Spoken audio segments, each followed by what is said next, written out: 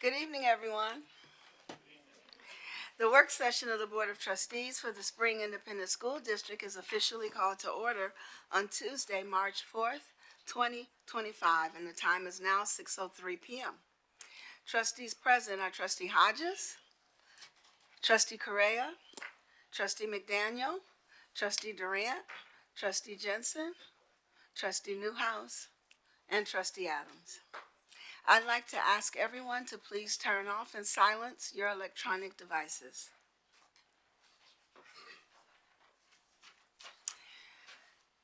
At this time, I'd like to ask Dr. Deborah Jensen to begin the meeting by reading the Spring ISD Equity Statement. Thank you, President Durant. Spring Independent School District strongly believes in educational and racial equity as fundamental aspects of its core mission and purpose, embodied through any program, practice, decision, or action that affects all students, with a strategic focus on those choices and policies that most strongly impact marginalized student groups.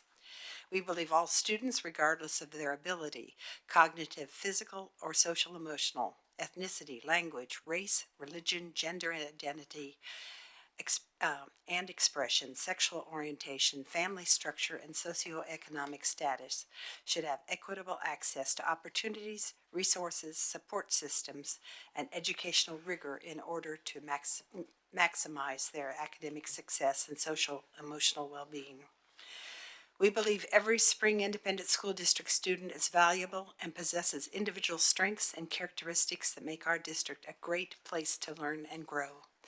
Moreover, we seek to act on that belief, instituting policies and practices that value diversity, committing ourselves as a district to continued growth and development, and working to support the success of every student in all that we do. Thank you, Dr. Jensen. Our next item tonight is our superintendent remarks. So at this time, I'd like to recognize our superintendent of schools, Dr. Lapita Hinojosa. Thank you, Ms. Durant. So first, I'd like to start off just by thanking all of our students, our teachers, our staff, especially our electricians out in the maintenance team. You know, the weather was not good today. And even when the sun was shining, the wind was so hard, knocking power lines out, transformers, but I'll tell you, we are one of the few districts that have a generator at every campus. And so we were able to continue doing the work. The teachers continue doing the work. So Ms. Miranda, hats off to your team and everyone out at the campuses, Dr. Cuellar. It was a hard, difficult day, but we made it through. So thank you. Do have just a quick summary of all the great things that are happening in our district. Just this past Saturday, we held our seventh, I have to remind myself, seventh. We've been doing this for 7 years. Our Spring ISD Girls Empowerment and Leadership Summit at Dekaney High School. Want to thank our family and community engagement team, our counseling team, just everyone that helped put this together.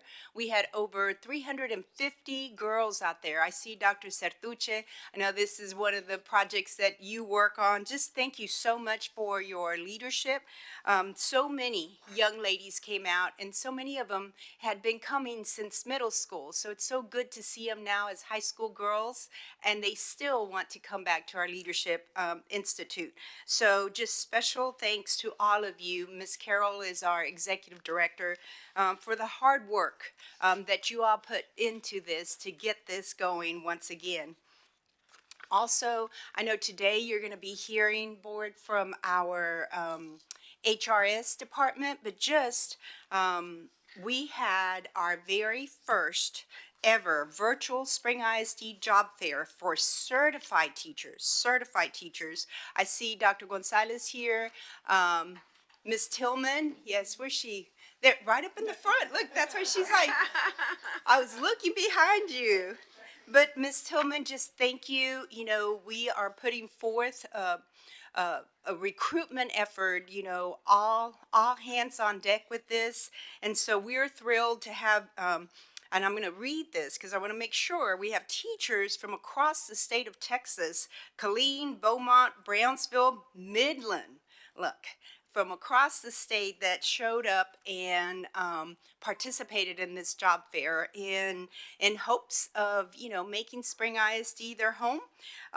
Even beyond Texas, we even had educators from Maryland and Georgia that are already certified to teach in Texas, and they also expressed great interest to join our team. And I have to quote this because just really excited as we got the recap of this. We weren't able to be in the virtual job fair, but just to recap, it says, one of the most exciting moments, a former Spring ISD teacher currently living in China attended the fair and expressed a desire to return home and teach in Spring ISD for the 2025-2026 year.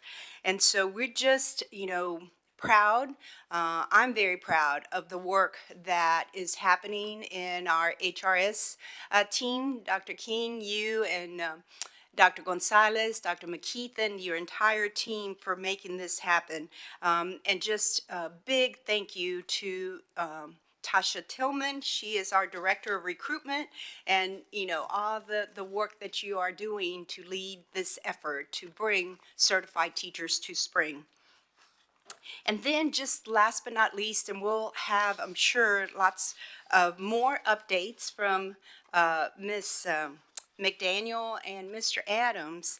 They had the opportunity to go with us to the Capitol yesterday, Monday. So you all know I have a Superintendent Student Advisory Council. Ms. McDaniel is our board sponsor, and you know, every year I've worked with the students on advocacy. This year it's a legislative year. The students chose their priorities.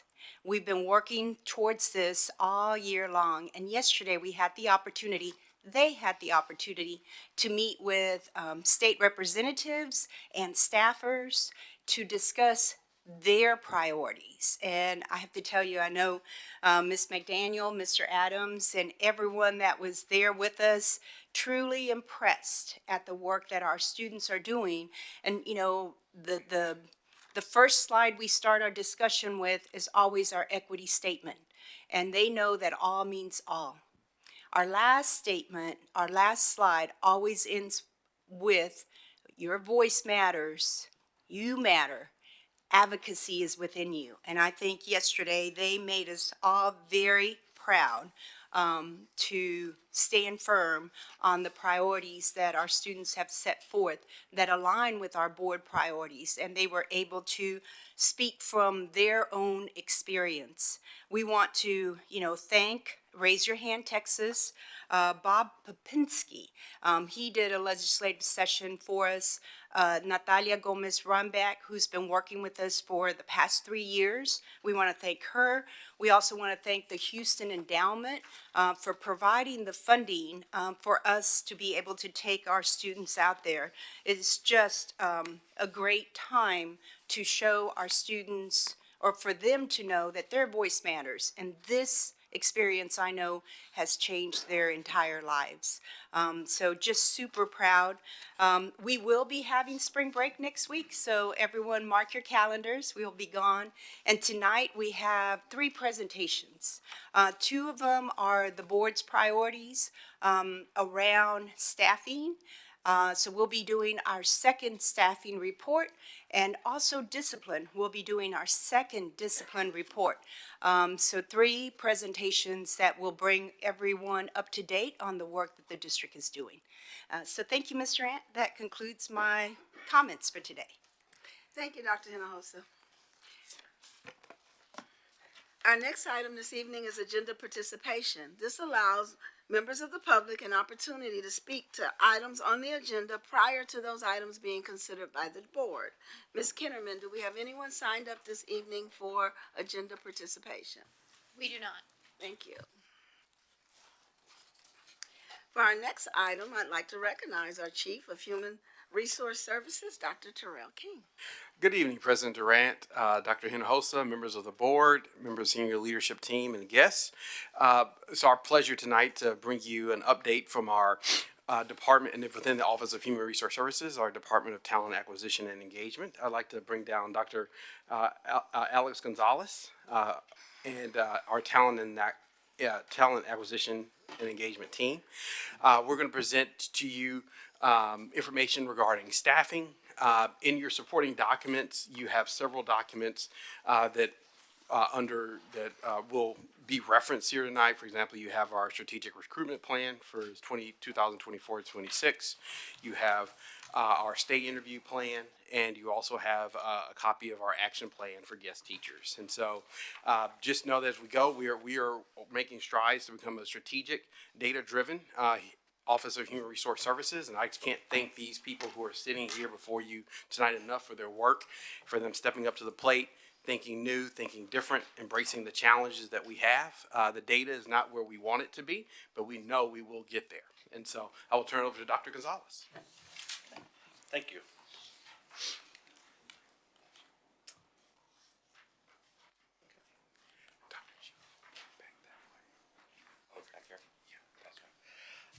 Thank you. So what we're going to present today, the work that's being done around talent acquisition is really going to focus on our strategic priorities alignment, primarily over student outcomes, well-being, leadership, and opportunities. But if you were to poll anybody on our team, I think that we would all say that the work that we are doing is impacting all of our strategic priority alignment on this slide.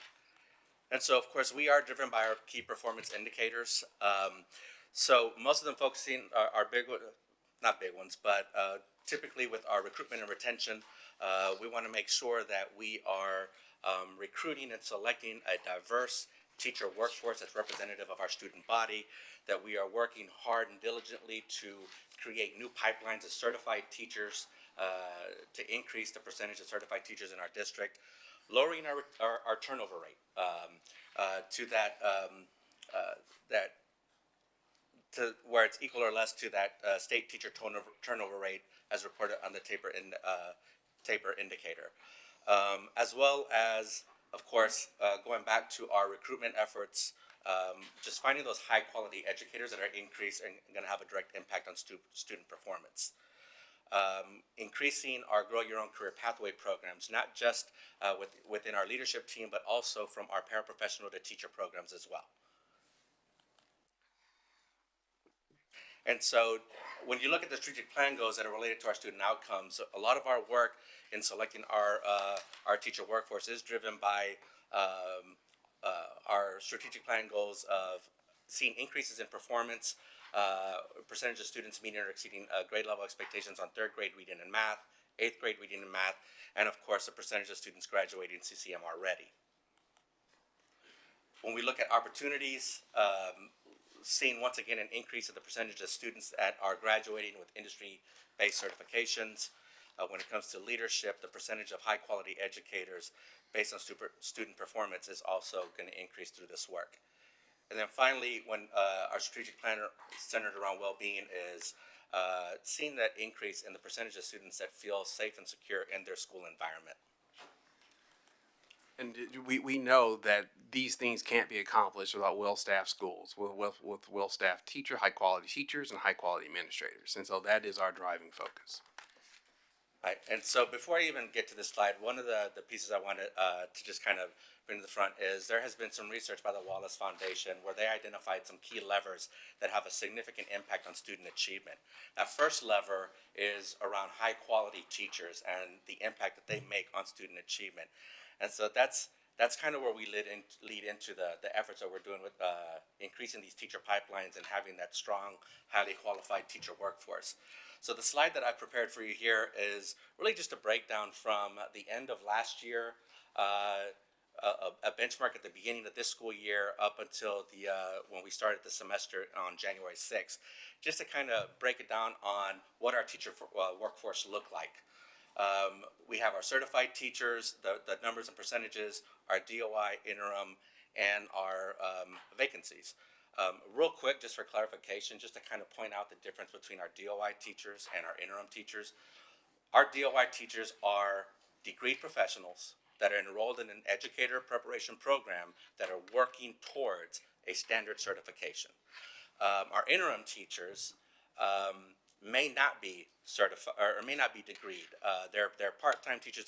They provide a service to us, but they also are in a role where they're in a vacancy, and they understand that at any time, if a principal finds a certified teacher, that they can be replaced by that certified teacher. So that is the difference between our interim and DOI teachers. And what you can see is we did some work last spring on just kind of really solidifying that DOI process and making sure that we were being selective on identifying teachers or future teachers that were going to meet those requirements to become certified. And so we did a lot of work, and we decreased the number of DOI teachers from just under 400 to a little over 250. But where we saw a residual effect that was maybe not surprising, but wasn't something that we were hoping for, was we saw the increase in interim teachers.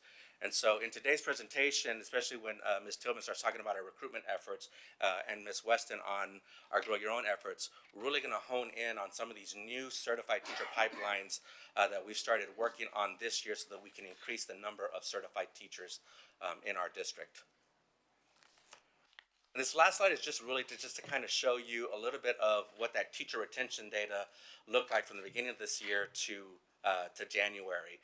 And so you'll see in this slide, we are not including interim teachers because they are vacancies. So this is just DOI teachers and certified teachers. We have lost 66 teachers from the start of the year. 10 of those being special ed teachers, 2 bilingual, and then the rest being made up from different teacher roles around the district. The thing that I want to point out here is that we do have a 30% turnover rate the past couple of years around that area. And so you'll see this is a small portion of that turnover rate. So the idea here is that we're not really losing a lot of our workforce during the school year. Our teachers are finishing out the school year, but where we're losing our teachers and where we're seeing that huge turnover is during the summer months when teachers are looking for other opportunities. And so with that, I'm going to go ahead and turn this over to Ms. Tiffany Weston, our Director of Teacher Pipelines and Teacher Certification. Thank you very much. Yeah, in the back there. Oh. All right, here we go. So over the last few years, we have developed some strong partnerships with our area EPPs. Okay, thank you. And I have these up here because I really want to stress the importance of having EPPs that work with the district. We know that teachers can choose any EPP they want. They have in-state, out-of-state.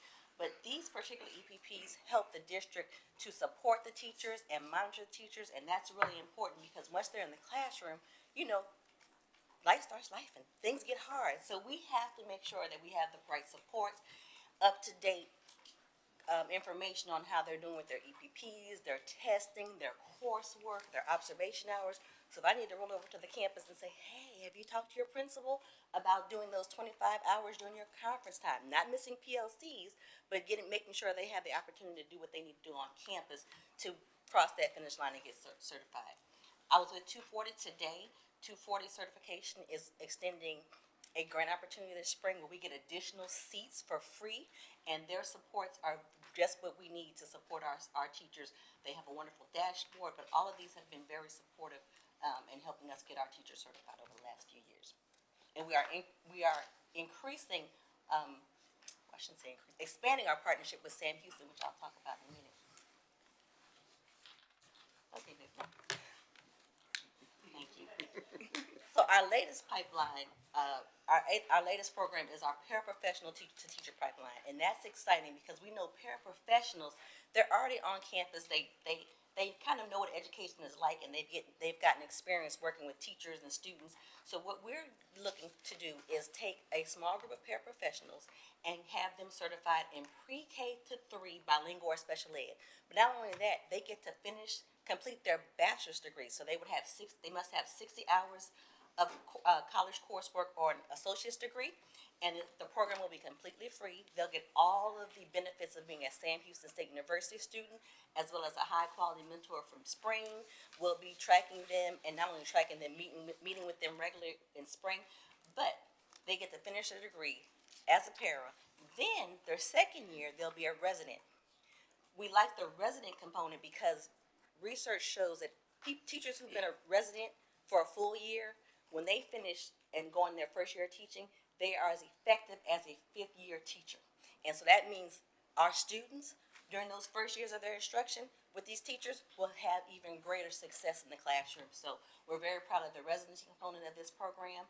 And again, it's completely free if they commit to teaching in Spring IS3 for 3 years after being certified. So we're getting them certified. They're our own people, and we are keep increasing our retention rate amongst these teachers. Our application with the Department of Labor will be submitted this semester because we are registering this program as an apprenticeship with the Department of Labor. This slide just shows our Spring ISD partnership programs and the number of teachers we had in each program last year compared to this year. We're in our third cohort with the Harris County Department of Education, and we are also increasing our number of seats with Sam Houston State. So last year, we made some changes with our DOI program. As you recall, we had to exit some teachers who were not making progress. And one of the biggest things we wanted to focus on is teachers making progress to become certified and remain in Spring ISD. So this shows the number of teachers we had last year at this time and the number that we have this year. So the numbers were low because we had to exit teachers who were not making progress. And these teachers,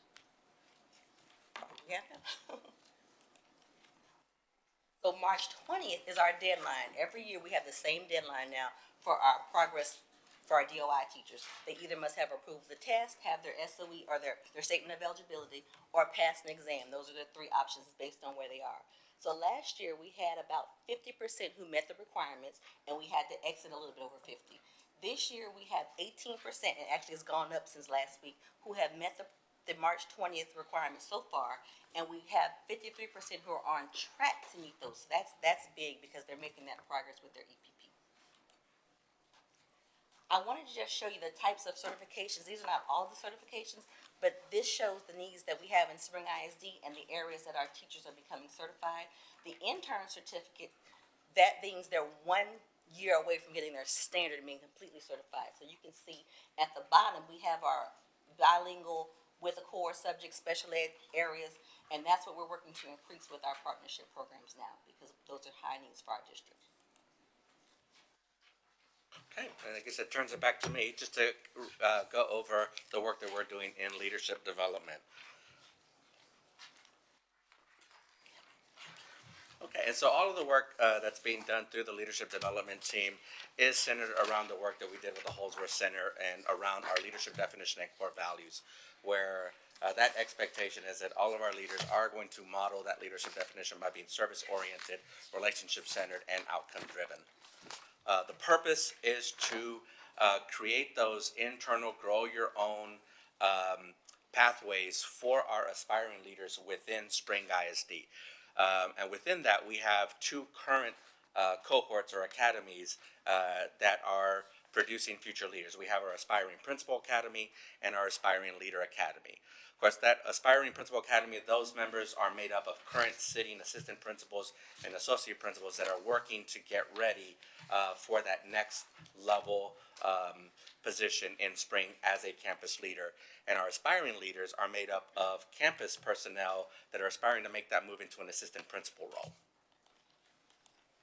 And so our goals on the leadership development team are, of course, to develop a diverse and skilled pipeline of future leaders. We want to increase the recruitment and retention of bilingual leaders to better align with the district's demographics.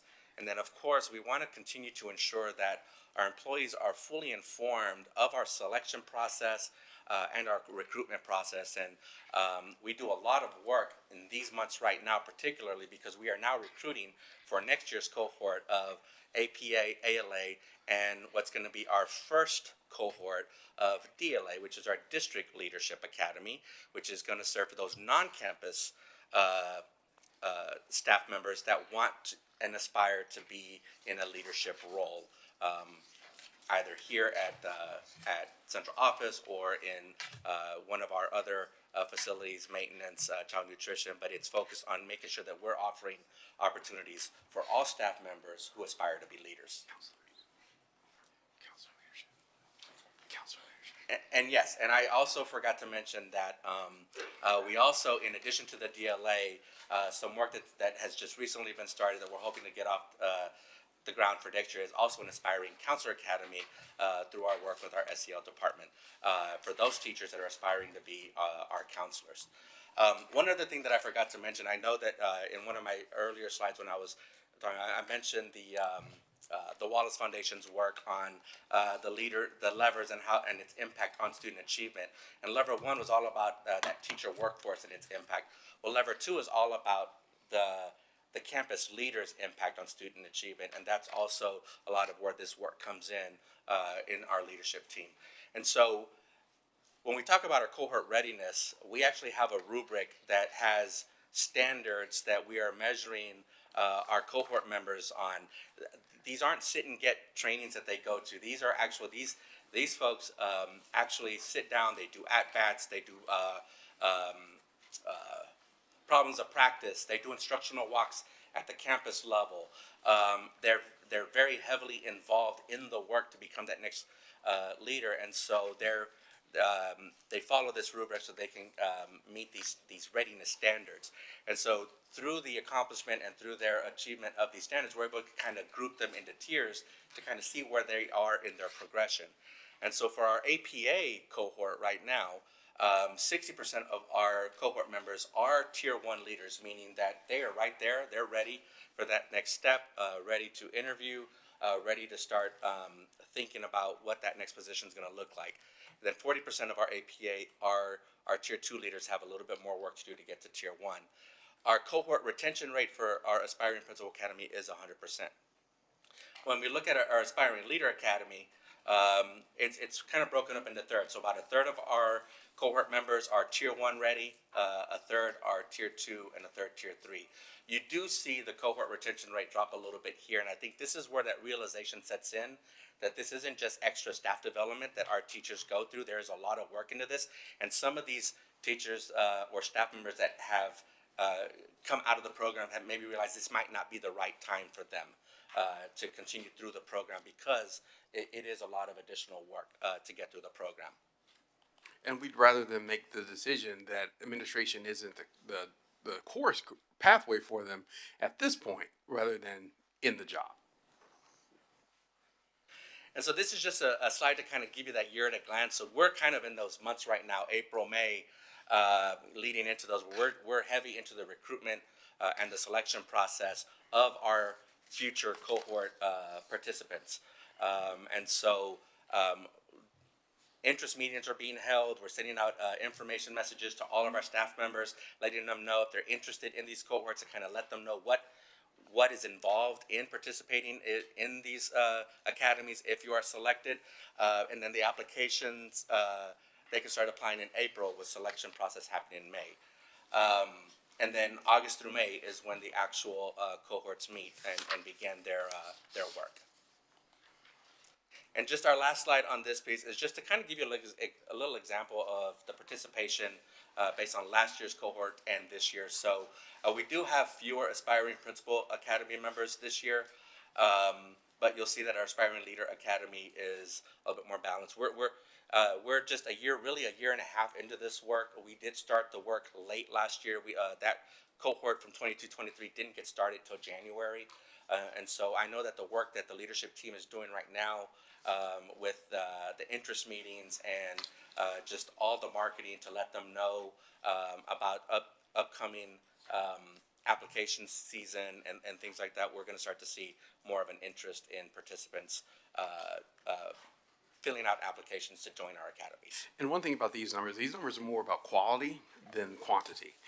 Because one of the things with these particular types of programs, you want to see success of people in these programs receiving jobs. And so if you admit too many people into the programs, there becomes a backlog of people not being able to get jobs within the district and then leaving the district. And so we focus on quality of our applicants in our cohorts so that they are most likely to receive jobs.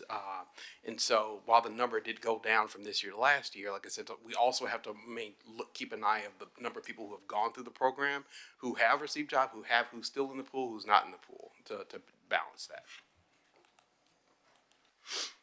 And with that, I'm going to turn it over to Ms. Rashonda Griffin, who is our Director of Staffing. Good evening. Spring ISD's guest employee program seeks to have a workforce of individuals who are ready to step in on our campuses when we have staff members that are not coming to work. The eligibility requirements, 48 college hours or a substitute teacher certification, and of course, passing a criminal background check. The next 3 slides will give you some data on our guest employee program thus far. So currently we have around 384 individuals in our guest employee pool. The average participation rate for those guest employees is 30%. Right now, our average absentee rate for teachers is around about 15%. The first column gives us from February 2024 to this year, 2025, our absentee rates for teachers and our fill rates. Our average fill rate for those 11 months is around 63% fill rates. And as Ms. Griffin goes to, it's a struggle that we're having here in this area, as you can see, is the participation rate. While we have 384 guest employees in the pool, on any given day, only about 30% of them are taking jobs with Spring ISD. Now, guest employees might be working in other districts too and accepting jobs in other districts. And just another piece that's not on the slides is that we see where we get the strain is on those day of absences. The rates track higher as we prior to the absence, but the day of between 5 and 7 a.m., those absences that go in at that time, we struggle to fill. But The next slide. So this data gives us the percentages, the absentee rate for our special education teachers. Again, we have our absentee rates, the first column, and then the second column, we have the special education, the fill rates for that. Our fill rates here, the average is around 40%.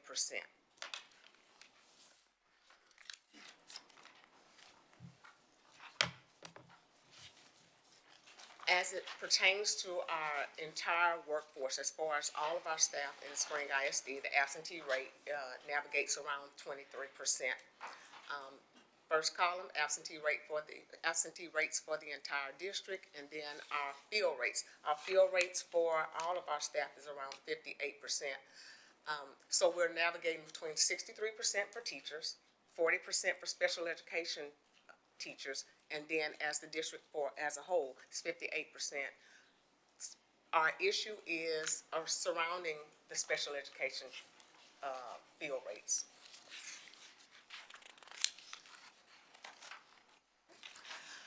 Opportunities for improvement. Currently, we have 384 guest teachers. Our goal is 500 active guest teachers. Active guest teachers means accepting at least 1 assignment a week, 4 assignments a month. Our fill rate and participation rate goals. Our participation rate, we want to improve from 30% to 50%. Our daily fill rate, we're navigating around 58%. We would like to reach 80%. I would like to go back to one of the slides and make one other, let's see if I can go back. That when we have the absentee rates and when we give the percentage for the absentee rates, those rates include those positions that require sub and assignments that do not require sub as well. Okay. And our guest teacher, we want to continue we push for continuous improvement with our guest employees. And so we would like to create an inclusive program where the guest employees are feeling that they are truly a part of Spring Independent School District. That's a quick question. Do we do any kind of assessment or survey with them? Glad you asked that. We just initiated a survey on yesterday. We are pretty much the typical questions that we need to know on guest teacher satisfaction. Those went out on yesterday. We are running the survey for the next 2 weeks. So that will give the guest employees an opportunity to, think about their responses and give some honest responses to us. And we should have this data within the next 2 weeks. The last date for them to submit their responses to the survey will be March 22nd. Thank you. So guest employee recruitment. So we have 3 big rocks that we are looking at with guest employee recruitments. One of the things is, that we're going to do, that we are currently doing, is working with missing applicants. So we pulled the data from September through February, and we realized that a lot of individuals either submitted an application and did not attend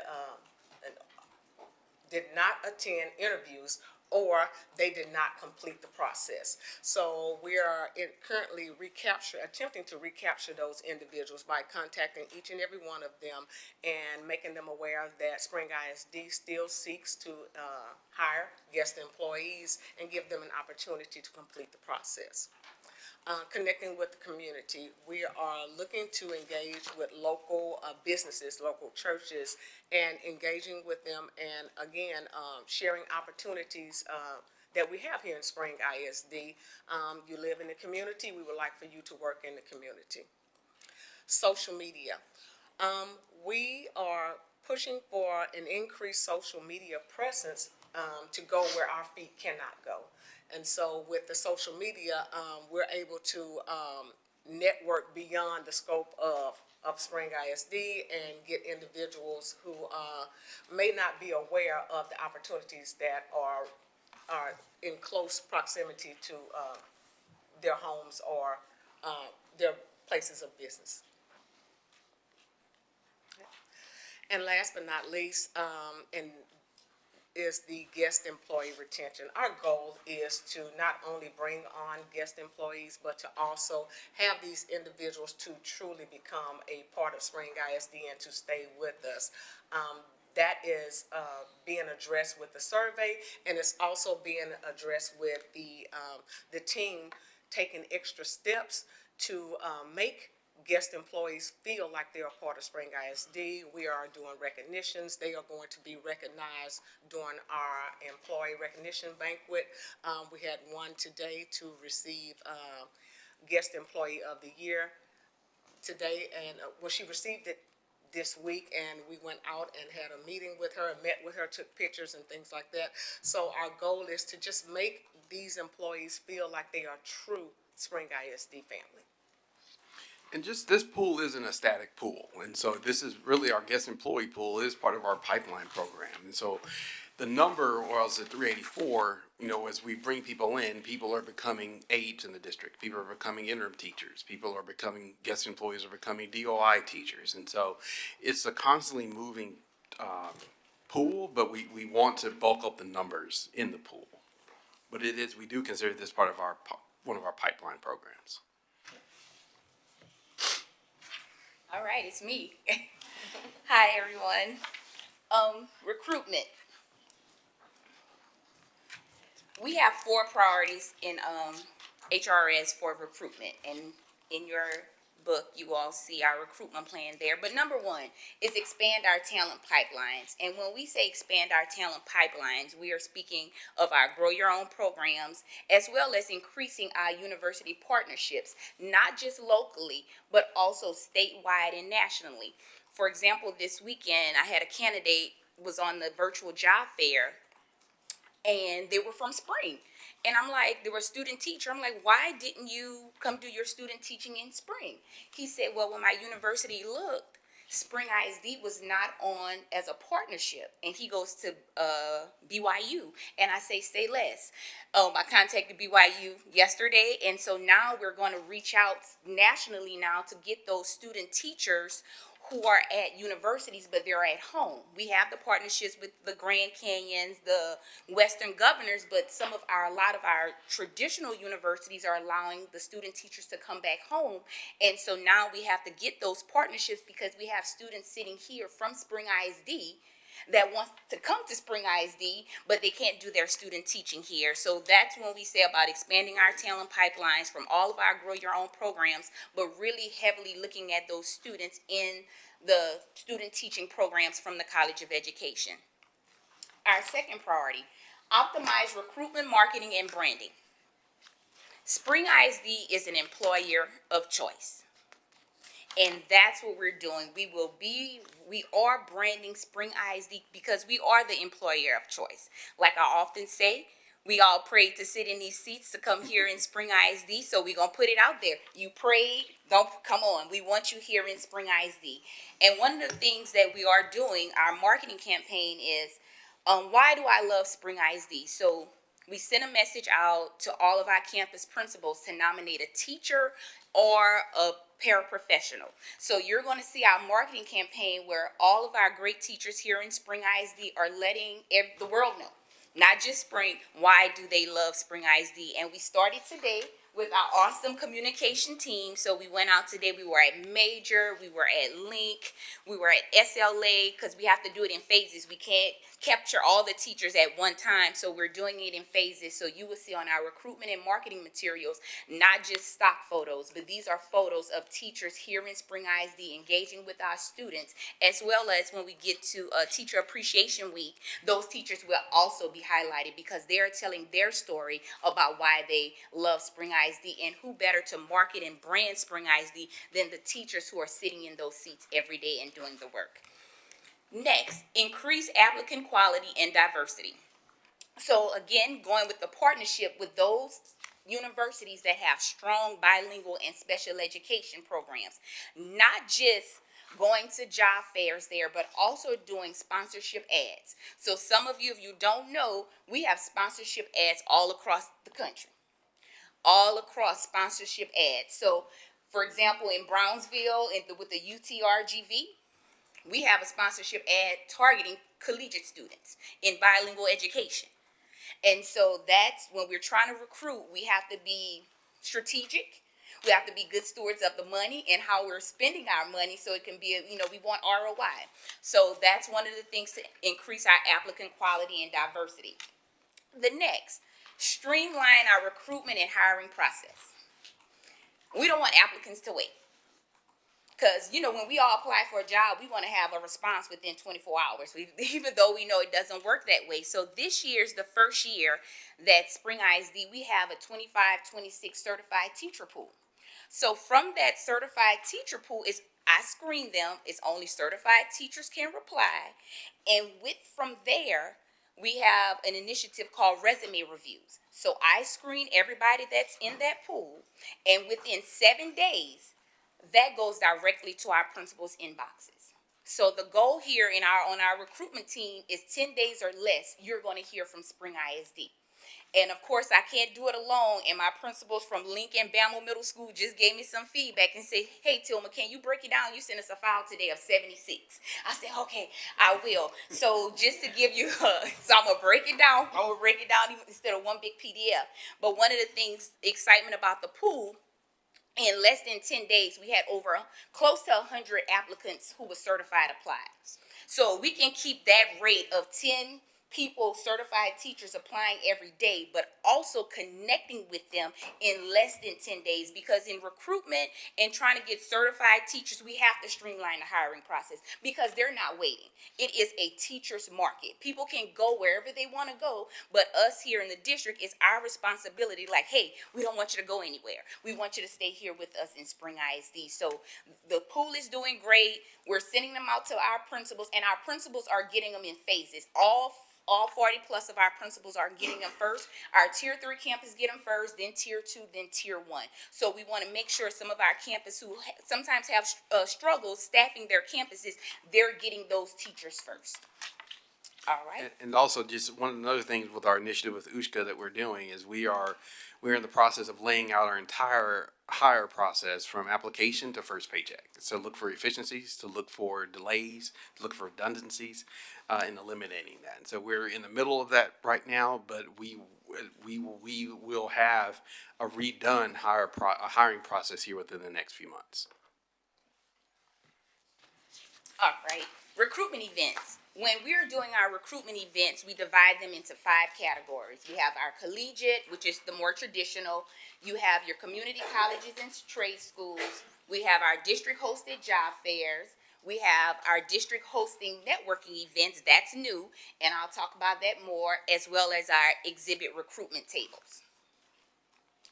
And if you look here, these are our recruitment efforts for 24-25.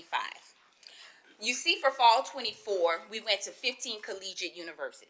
But just as it's hard to get certified teachers or teachers, our colleges of education are also struggling. Their enrollment is declining. So we decided to make an effort that we're going to focus more on our district hosted events as opposed to spending money going to these collegiate, because you have to pay for travel, you have to pay for hotel.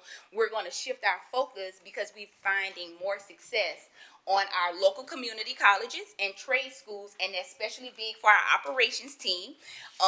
Could give you a story on that. When with UTI, we was having having students come in, and we're like, where are you all coming from? Because like they were running, they were coming, it was like UTI.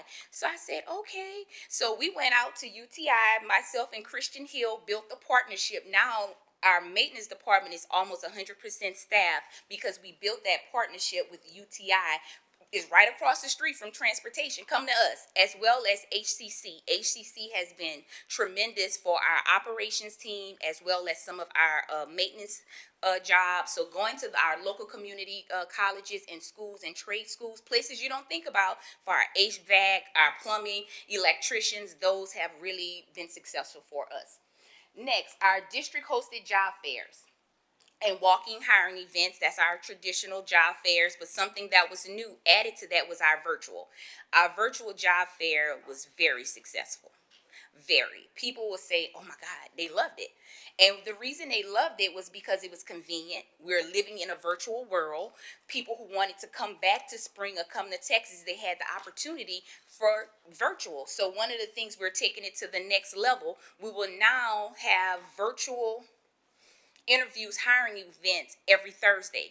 And my principals, you all don't have to do much. I'm going to set everything up and it can just pop on. So they can interview people at the convenience of their desk. I'm going to set up everything for them because it was such a success. So today I had about 8 people apply to the certified teacher pool. So guess what? By Thursday, they're going to have interviews because we want to catch those people now. We don't want them to go look at another school district. We want you to stay here with us in Spring. Next, we have our district hosting networking events. This is new. And these are private events. You don't see it advertised on social media. We only invite about 15 to 20 people. These are people who have an active application on file, may have connected with us through the recruiter, but we bring them here to teach up or to a campus location, and we meet with them and say, hey, we want you here in Spring. We talk about all the great opportunities we have here. We just take them through the whole hiring process. And when we did our first one for paraprofessionals in October, we had an 80% hiring rate from those candidates. We did one in December for aspiring teachers, and on that one we had a 90%. But I'm finding that people, instead of the big job fairs, they prefer the more intimate settings. They can ask those questions that they may not want to when you're at the big job fair because it's moving so fast. So we have found great success with those events.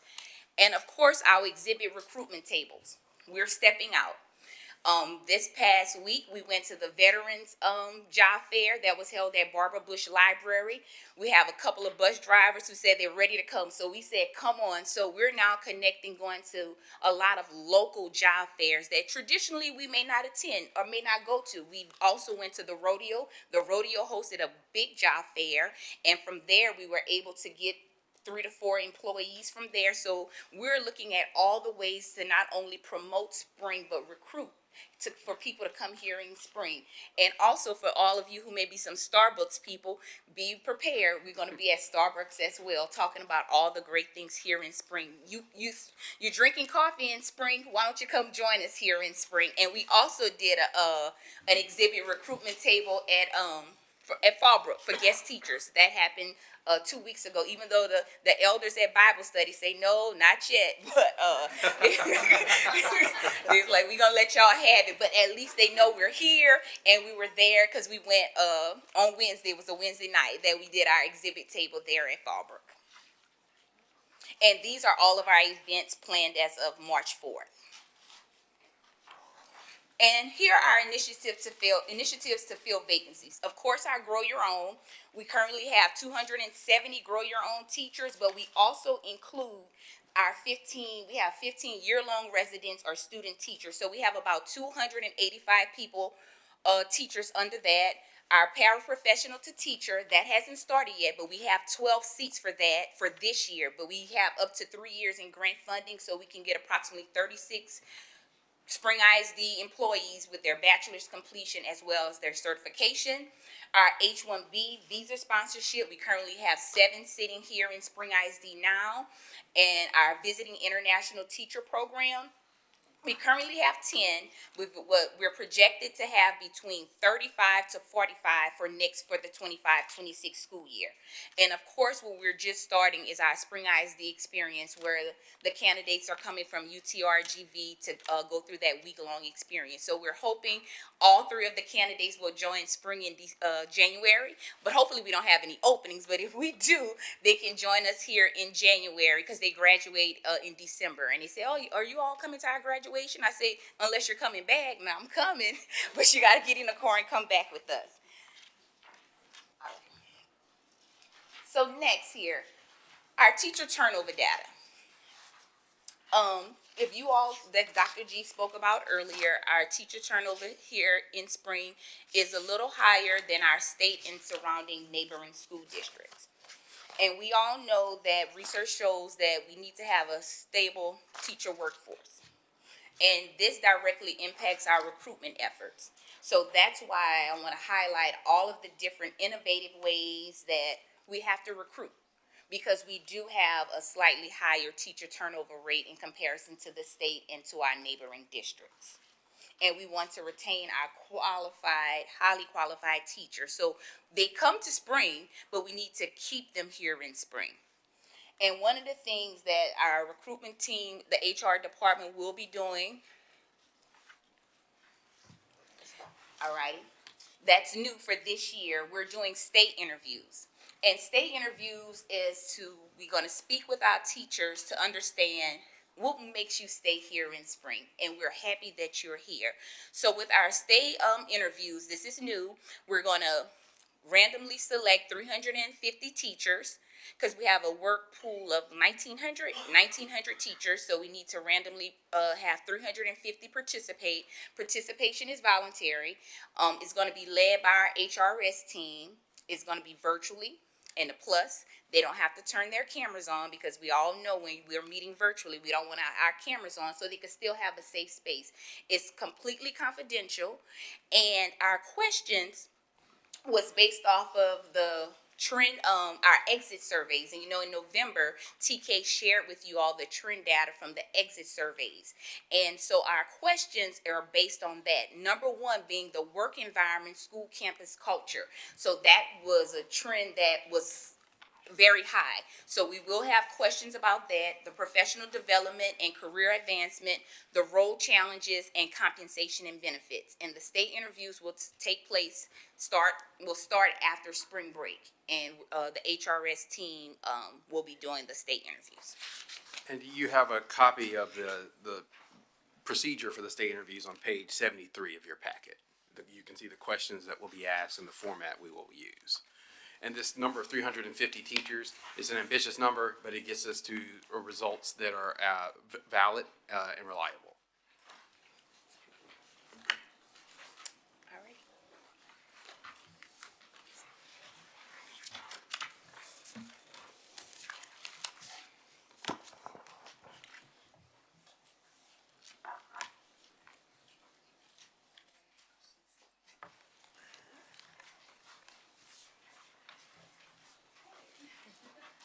We're all looking for that page, right? Thank you so much. Are there any questions?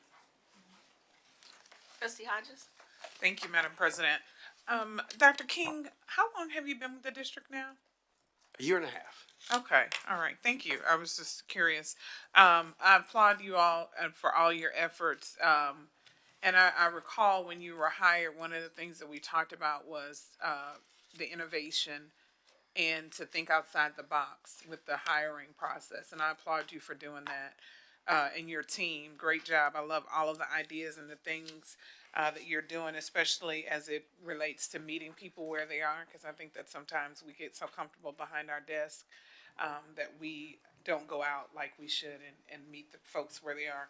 So I applaud the innovation and the thinking outside the box and meeting people where they are, and also being fiscally responsible. I heard you mention how you all reassessed the traveling and decided to put those funds into buckets where you could really see the return on the investment. So I applaud you for that. So thank you all so much. I'm really glad to see that that work is being done in HR. I have a couple of questions.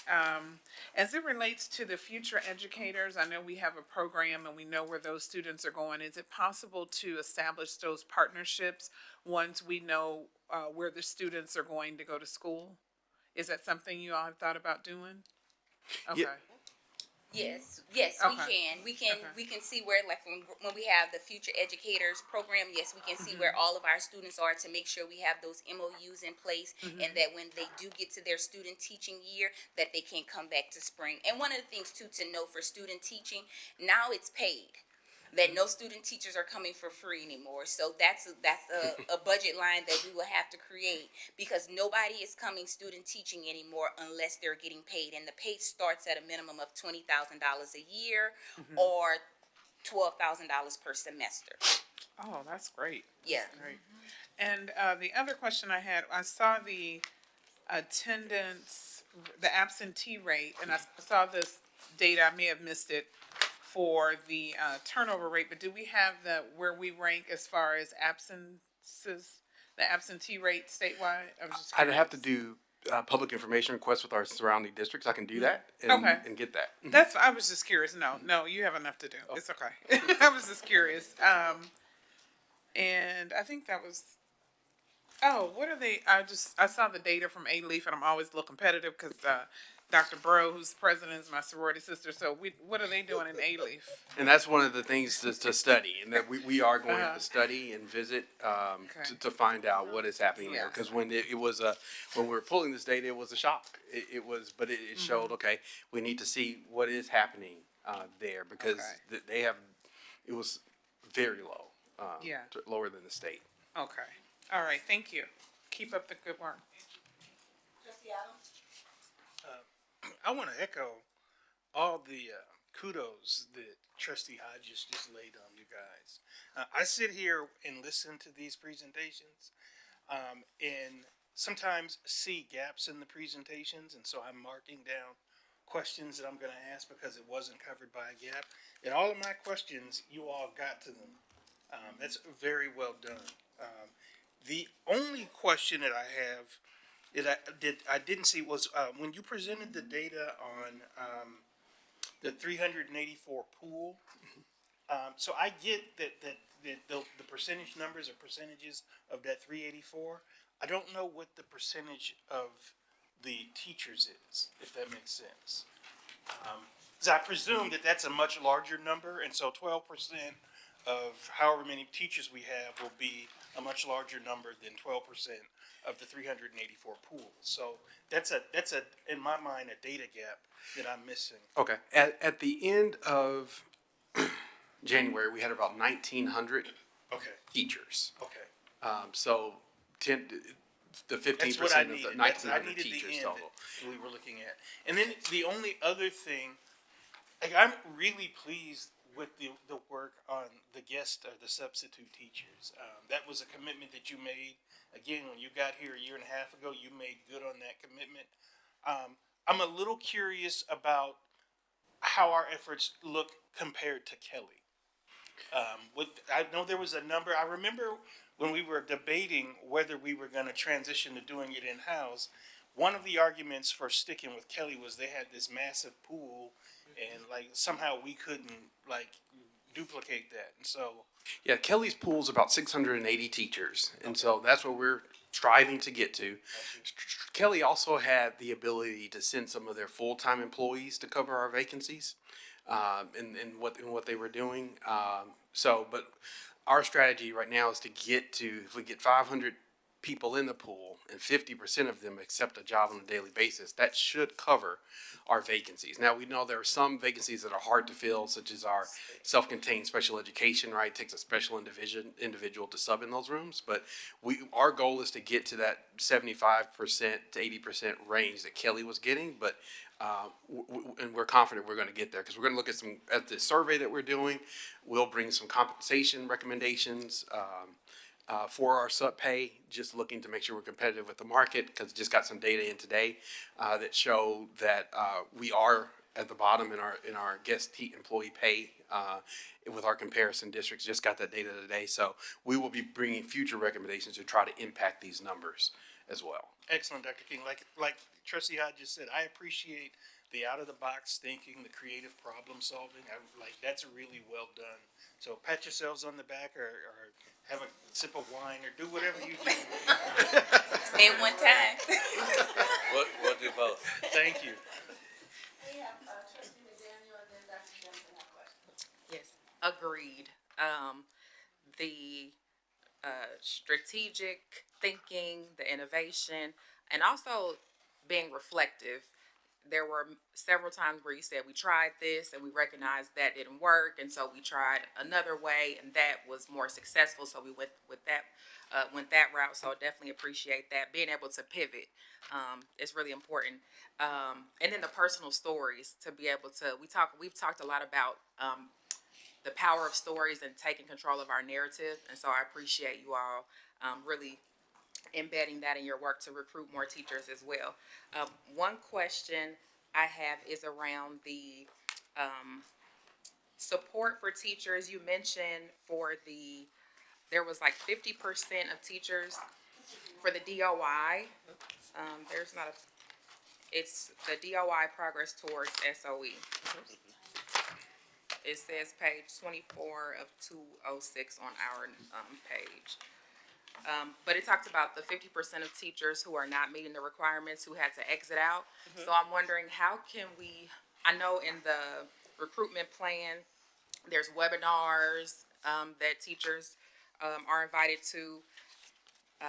What can we do to help teachers pass those certification tests, or what additional supports can we provide to increase the number of teachers that are prepared and able to get them in the classrooms?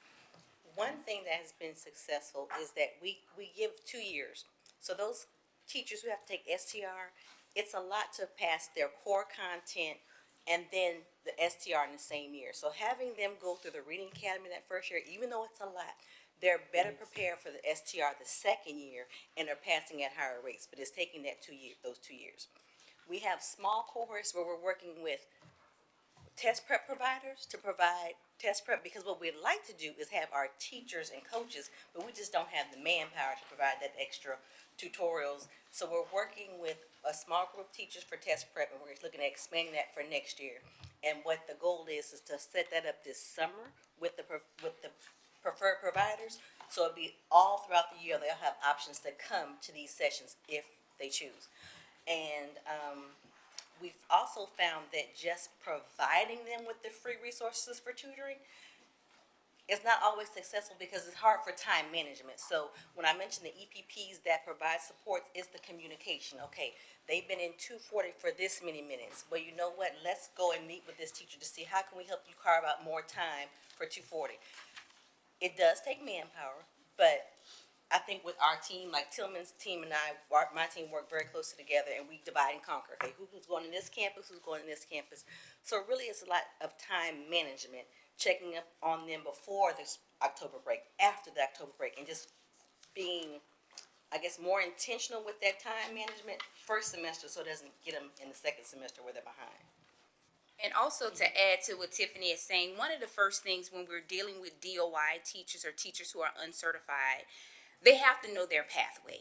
They have to know the expectations, because a lot of times they come to our district, they are enrolled in a program, but sometimes the programs they're in do not give them the guidance. So now us here at the district, we have to take on telling them the steps, which you need to take to get certified, looking at the big plan. So one of the things too, lessons learned from when we first was taking over this work and leading this work, you have to put it in black and white in terms of this is where you are, what are you doing. This past week we had our HRS, and it was on DOI and on recruitment.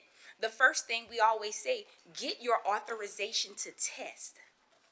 And if they don't understand that component of just getting their authorization to test, that's half the battle. Because we do know people struggle. People Yes. do have struggling with tests, and a lot of people don't understand. You can take a test today.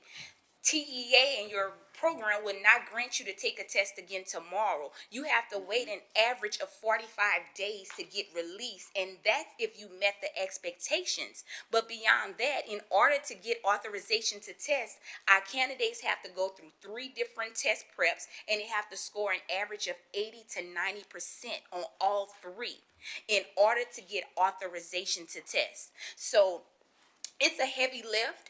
For when we often talk about getting people certified, it's not easy. Like, you can't just go take a test. And when you take the test, and if you're not successful, you can't just go retake it again. It can take you 3 to 4 months, and that's if you are a diligent, going, study everyday type of person. But we know that doesn't happen because our teachers have families. Our teachers they're also responsible for teaching our students here in spring. And so it's a lot. So the road to certification is hard. It's definitely hard. You know, the main thing we stress, come on, just please get authorization to test. If you can get authorization to test, we can work with you from that point, because at least you have met your EPP requirements that's going to release you to take the test. And from there, we can go from there. So it's so many different types of levels, different things, and it's especially hard for our elementary, who have to take the STR, and bilingual is twice as hard because they have even more tests to take. And just to put it into so you can understand, at the elementary level, they have 5 tests for the content. If you fail one part of that test, it's still counted as a fail. Right. You have to keep retesting, and you only get 5 times to test. So if you fail 5 times, you can no longer get certified in that. You have to re-enroll in another EPP and try to get another certification. And don't forget, if you fail 2 times, that counts against your EPPs. And a lot of them release rating you with TEA, and so then they release you from from the program. And teachers are paying for testing out of pocket, correct? Yes, but we have connected them with Teach for Houston, and they're able to get reimbursed. And with some money from the Houston Endowment, we're able to reimburse some of their fees once they get their intern certificate. So, because for this year, we did have some funding from Houston Endowment. So everybody who gets their SOE this academic school year, we're giving them a $500 reimbursement testing fee, because the testing start at $160 per test. And you have to take 5. I just wonder about if I'm a DOI teacher, I'm already coming into a new industry. I'm trying to learn to teach. Then I have to take all of these tests on top of, 5 different tests. I fail one, then I have to keep retaking. And so, No, that's just one test. That 5 is one test, 5 parts. You still have 3 other tests after that. yes, so test on test on test. Yes. So I'm just wondering, how can we any additional supports that we can provide, because there can be teachers who are successful in the classroom who are DOI, but this can be a barrier for them. And the principal wants to hold on to them, but Yes. is, Yeah. I know I've seen like I'm gonna use Marshall for an example. They were able to get a core group of teachers to support those teachers and do some tutoring on campus. Burchett has done something similar. We have a teacher who's struggling with ELAR. And so they're doing some support with that teacher on campus. And that's really what's gonna get us across the hump, those small cohorts of campuses supporting the teachers as well as whatever other supports we can. And one of our initiatives that we're going to have this summer is later in the agenda for you to consider that MOU. But that particular program, that initiative pipeline program, is going to come with test preparation at no cost to the teachers. And so we will continue to look at that, because in designing this program, we had the epiphany, like, why don't we use the summer to try to, because there's so much going on with DOI teachers during the Yes. year, why don't we try to use the summers to provide test prep to our DOI teachers, our teachers in our pipelines. And so we had this opportunity, gave us funding to do this with this new pipeline. It was just be finding funding for the test preparation for our others, but you bring up a very valid point. thank you. And then my last question is just, how do we measure the effectiveness of the academies? How do we measure the success? I know you mentioned the rate of those who get jobs after the academy. Yes, we look at those who get placed in jobs. We also look at, there was a survey a couple of months ago where we surveyed our principals of those who have participants in this program, looking at the growth from the principal's perspective of the effectiveness of those individuals. And so we look for high rates there, and because that informs our curriculum for those programs. And so those are two of the metrics that we use to evaluate. Thank you. And if I can re-share that in this week's board update, that survey data that we did from the principal's perspective of the people who were in the program. I just wanted to also say that the diversity and scope of all these ways that you are reaching out to find prospective teachers, I've never seen anything like this. This is just absolutely amazing. I really love the ones that are using people who already work in the schools and know what a classroom is like, and are apt to thrive in that environment and not die and go to something else. And Dr. King, I think you just brought up, because when you were talking about the support for the teachers, isn't it Texas A&M is like $2 million coming down, Yes. offering us. Stole my thunder. Wow, I'm so sorry. I just thought, wow. I went to Texas A&M and I don't think they get grants like that and find partnerships without people really deserving it. So congratulations. Ms. Durant, oh, I'm sorry. Yeah, let her and I'll. So I just want to echo my colleagues' sentiments. It's amazing all the different things that you guys are trying to do to fill these positions. So definitely appreciate the innovation. Just a few questions on the leadership for the APA and the ALA readiness. Of those that have completed the program, is there any sort of elevated status as far as first choice for promotions within the district? How does that piece work? Our belief is that by completing our programs, they should rise to the top, but it's still a competitive process with those who didn't participate in the program and those from outside the district. So it's still a competitive. We don't reserve seats or jobs for them, but that's how we also look at measure program effectiveness. If we see that our placement rates in assistant principal jobs are low, right? Going back and re-looking at our program. But it's still we still maintain a competitive process to secure the job. And this is still fairly new, right? So we Yes. don't really have a lot of numbers yet. Is that correct? Yes, I can share with what we have. Okay. The guest employee, I love that name. That I saw that. I was like, it puts such a positive spin on that. I was curious what the communication looks like as far as people who are trying to get into our pool, whether it's to be a guest employee, whether it's to volunteer. Because and it's been a while, but I do remember signing up a long time ago to be a volunteer, and I never got any communication back at all. Never. And I remember the sign up part of it being kind of clunky. And so I don't know if there's any benefit. Is there a separate place for our guest employees to sign into that's different from the volunteer portal? I guess that's question one. Yes, so it's the application portal. The application, the entry is from our careers page. They can go there, takes them to our employment application, and they can select guest teacher that way. Okay, so that answers that question. Then you mentioned the survey information, and I'm wondering if there's any benefit to getting some of the existing survey information we may have from either volunteers or community engagement, because I would imagine some of the same issues kind of cross between the two areas, so maybe as some additional information to help get that part started. Yeah, and so just make sure under surveying our volunteers Right. to just find out. Have you considered being a sub? Well, Have you? and the lack of engagement, Okay. just getting volunteers to come in is also Yes. a issue, so if, I would imagine some of the issues will probably be the same on both sides, so. Definitely. And then my last question, not really a question, it's just a comment. Like I love the story about the UTI kids and how you're trying to get all these other partnerships.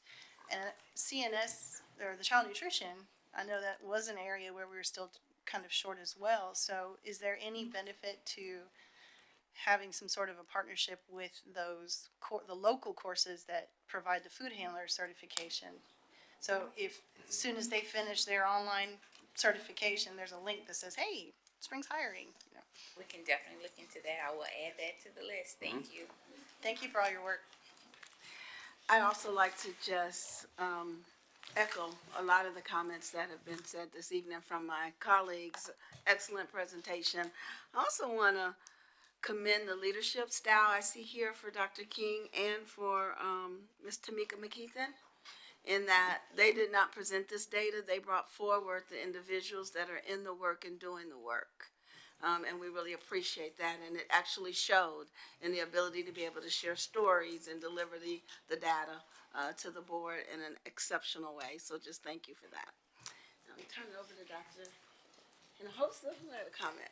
Yes, thank you, Mr. Ant, and I'm so glad, I'm so happy to hear the comments of all of you all, because it does, give us the opportunity during our staffing update, this is our second one, to be able to show you and walk you through all the work we've been doing for the past couple of years, and definitely publicly thank Houston Endowment.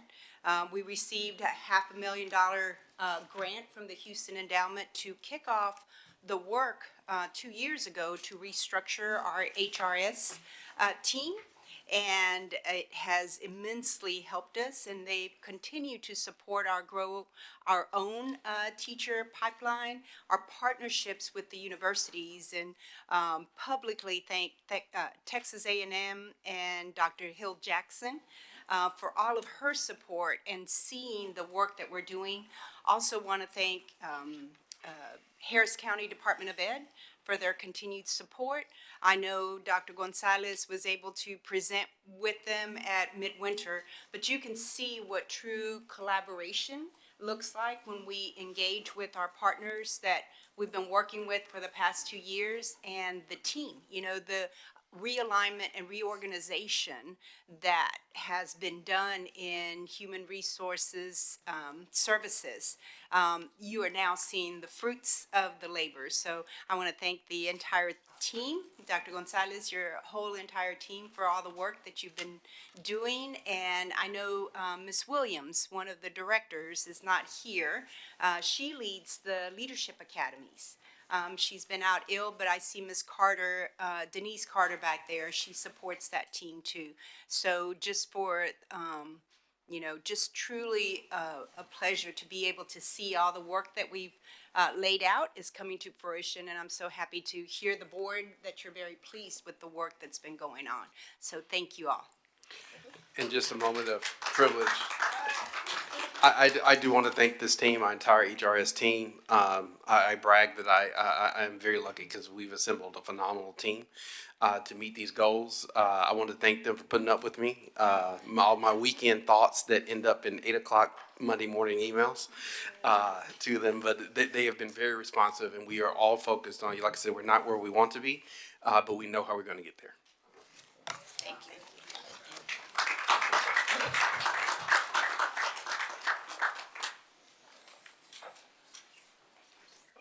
So for our next item, I'd like to recognize our Chief of Innovation and Student Success, Dr. Matthew Parasol. Thank you, President Durant. Good evening, members of the board, Dr. Hinojosa, and all those with us tonight. This item can be found beginning on page 79 of your packets. This is a strategic plan update specifically in the area of discipline. And so it tied to our focus on equity and ensuring student discipline, equitable practices, and student well-being and safety. And so equally, the innovation work also trickles over into the work that's happening with discipline in the district. And I'd like Dr. Efrain Olivo, our Assistant Superintendent of Student Success, to come forward and provide us an update. And I know he also has some other individuals that are making the work happen on the campus and in the front lines that he'll also be asking to come up in a few minutes. Thank you, Dr. Parasol, and good evening, President Durant, Dr. Hinojosa, members of the board. This is our discipline update for the spring semester of 2025. And so I'd like to start off with letting you know that we are following the strategic priorities alignment, and this is in direct alignment with the equity and well-being priorities.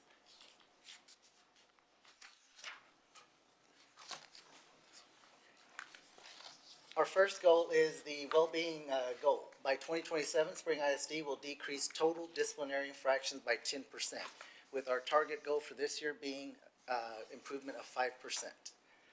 Our African American discipline, our suspension rate, our second goal of African American male students will also decrease by 10%. And our third, the special education population, the suspension rates of students in special education receiving special education services will also decrease by 10%. And so leading to our strategic activities for 24-25, some of the things that we've done are revising our student code of conduct to really focus on equity. We brought together different members of the community. We brought together student groups. We brought together different departments and really looked at our code of conduct. And we're currently doing the work for next year's code of conduct. As we speak, we just held our first meeting with departments this last week. So that's a big focus of ours, is really to focus in on equity in our student code of conduct. Another priority, strategic activity, I should say, are making sure that we're working with our counseling department to work with our counselors on campuses for individual and group counseling, including focusing in on substance abuse. And the substance abuse that we're talking about here is vaping has been a problem. It's been a problem nationwide, and it's a problem in our district. And it's a problem that we have from high school through elementary. And so really providing some support through large groups and small groups for those students, and including our Second Chance program that I'll talk a little bit more about in a little bit. Our third strategic activity is our administrator training, really focusing on training administrators to ensure equity and discipline consequence alignment across the schools. And so we've provided de-escalation training before the start of the year. We provided TOT training, and we have trainees as well. And we've provided the CARES training, and our CARES program is our classroom management standards, and it really focuses on connecting with each student, acknowledging each student, and make sure that we provide teachers with making sure that they provide routines and procedures for the students, set the expectation for the students, and I'm going through the acronym, the last one being make sure that they're student-centered. And so that's what CARE stands for. And the next activity that we're really focusing on are the social emotional learning. We embed it throughout the school day at each of the levels. And so we make sure that we provide the reports to our assistant superintendent of schools so that they can go out to campuses and make sure that they're reviewing that data with their campus principals to ensure that that is happening and to ensure the students are getting what they need through the SEL learning program. Another strategic activity that we do is we provide desktop reviews of our discipline consequences to ensure alignment with the student code of conduct. So as we're reviewing any DAP placements or any suspension data and we're noticing that things are off, we're talking to administrators, we're talking to CBCs, and getting to the principals and the assistant superintendents to make sure that things are being coded correctly, that students are being given the right amount of days, that it is we have it built into our student code of conduct, that we have, certain amount of days for certain consequences, and we have to adhere to them. So when we notice that things are off, we bring it to their attention. And then also we have our monthly campus behavior coordinators. They're affectionately known as CBCs, the collaboratives. And in these meetings, we provide training for coding. We provide training for queries on how to run queries so that they can look up their own discipline data, or suspension data, or attendance data. So really providing some professional development to them along those regards. And I've already mentioned the CARES program as well. But last but not least, we also, and I was happy to see it at the elementary level. I walked to an elementary campus, I saw the posters everywhere, and they're just reminders for students. So we created these discipline posters just as a reminder of expectations. We took some of the top topics from our, when we see the students being referred, these are some of the things that we say, oh, you got to be wearing your ID, or you've got to be respectful, those kind of things. And so we provided age-appropriate posters for each of the levels, elementary, middle school, and high school. And now on to our data. So before I start on the data, just wanting to let you know that this is year-over-year data, and we're comparing the last 2 years to this year. And we're taking the start of the year through February the 1st of each of these years. So we're making sure that it's apples to apples in the comparison. So as you're looking here, the total infractions, our goal is to reduce by 10%. So right now we've seen a 48% decline from last year. So last year we had 10,279 incidents. This year we have 5,320. And we've broken down the data so you can see it from elementary, middle school, and high school. So you can see declines at each of the levels, 67% decline in the elementary infractions, 49% at the middle school infractions, and 41% decline at the high school infractions. In your packet, you're going to see a separate, graph. The way the numbers were stacked up on each other, it was going to be difficult to see, so I put a table. So you have two ways of looking at the same data. So if you go to the next page, you'll see this table. This table is giving you the same information as you were seeing in that stack graph where it was difficult to see some of those numbers. But just wanted to point to you the disciplinary infractions by ethnicity. So if you take the total infractions of the right-hand column of 5,320, it's broken down by the ethnicity. So we have 58.5% of the infractions that are occurring by African American students, 34.3% by Hispanic students, 2.9 white, 2.8 two or more races, and I combined the American Indian, Asian, Pacific Islanders together as they were smaller, and to the other. So that's not broken down, but it's combined as a group. It just made the table easier to read. And that's 1.6% of our population. And you can see year over year the same information you saw in the previous graph.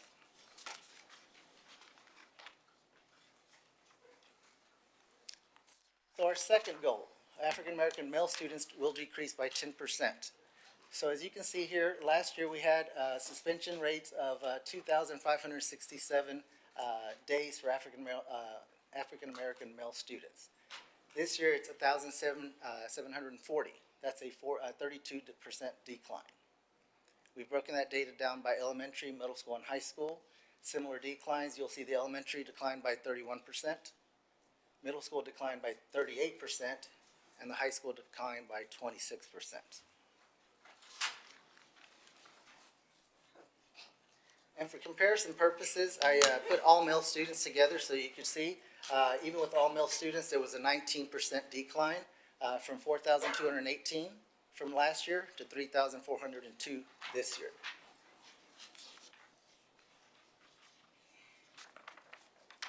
I do want to draw your eyes to 2 years ago, because the last couple of years we were under the eSchool. This year's Aries. I just want to draw your eyes to it, that it's not far off from the eSchool numbers of 2 years ago. And I do want to also state that last year was the first year that we implemented the See Something, Say Something program. So we had a lot of discipline things that were being, mentioned to administrators, to teachers, to principals, and they were acting on it. This year, I'm happy to say I've been to all three of the high schools, most of the middle schools, a lot of the elementaries.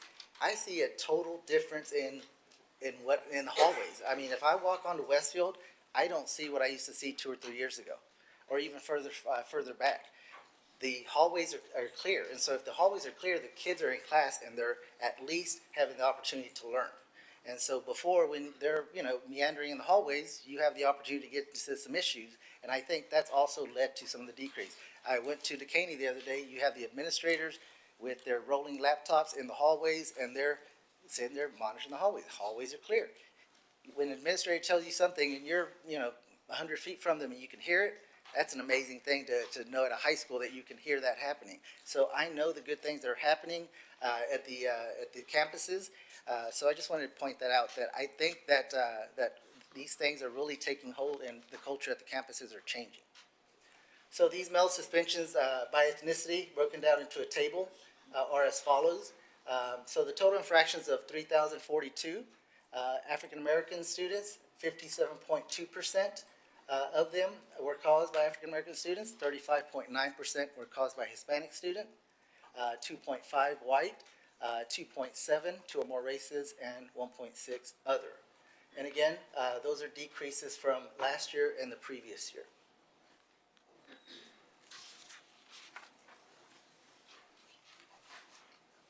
And the third goal, the suspension rates of students receiving special education services will decrease by 10%.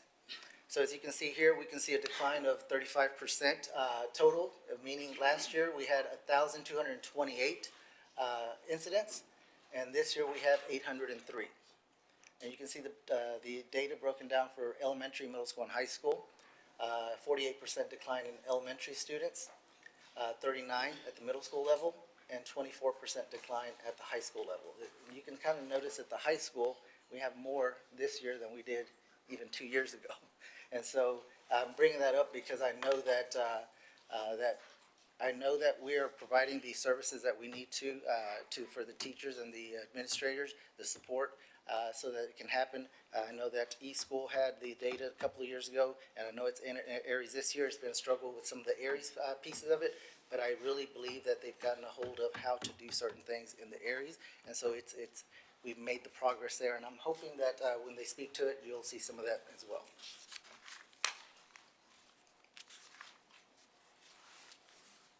Okay, a vaping update, specifically looking at some of the vaping incidents. So you'll see that we have our equity-adjusted vaping consequences. And again, these are for non-THC. THC is still mandated to be sent to the DAP. So we applied for a waiver from the state so that we didn't have to send all students that were vaping. So if students were caught with a vape, it was non-THC, we provide a second chance program for those students. And so those are happening at all the different levels. And so this DOI amendment will run through 2027 through our strategic priorities and document. And so House Bill 114 was passed, and it stated at the very beginning, send all students to the DAP, and that also affected our numbers from last year that spiked up. And so we had a lot of students being sent to the DAP for vaping on last year. This next graph will give you some of the vaping versus non-THC type vaping. So you have non-THC versus THC comparisons. And you'll notice that including the out-of-school suspension numbers, the in-school suspension numbers, and the DAP placements. So as you can see, we have a lot more students bringing THC type devices that are mandatory, and that's about 3 times as much as what we were, the non-THC version. THC is legal. I'm not sure how they're getting it, but they're getting their hands on it. And so most of them are bringing that to school.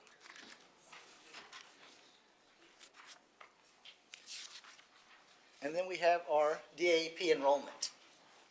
So our year-to-date enrollment, that number seems to be covered up. But our enrollment last year, year-to-date, was 407 students. This year is 286. Sorry, it's covered up. So if you can make note, I'm not sure why it's covered up, but it's 286. Just a note on it says 246 on our. It's not covered in our folder. Oh, it's not? Okay. I have 286. I may have made a mistake. Okay, so it's,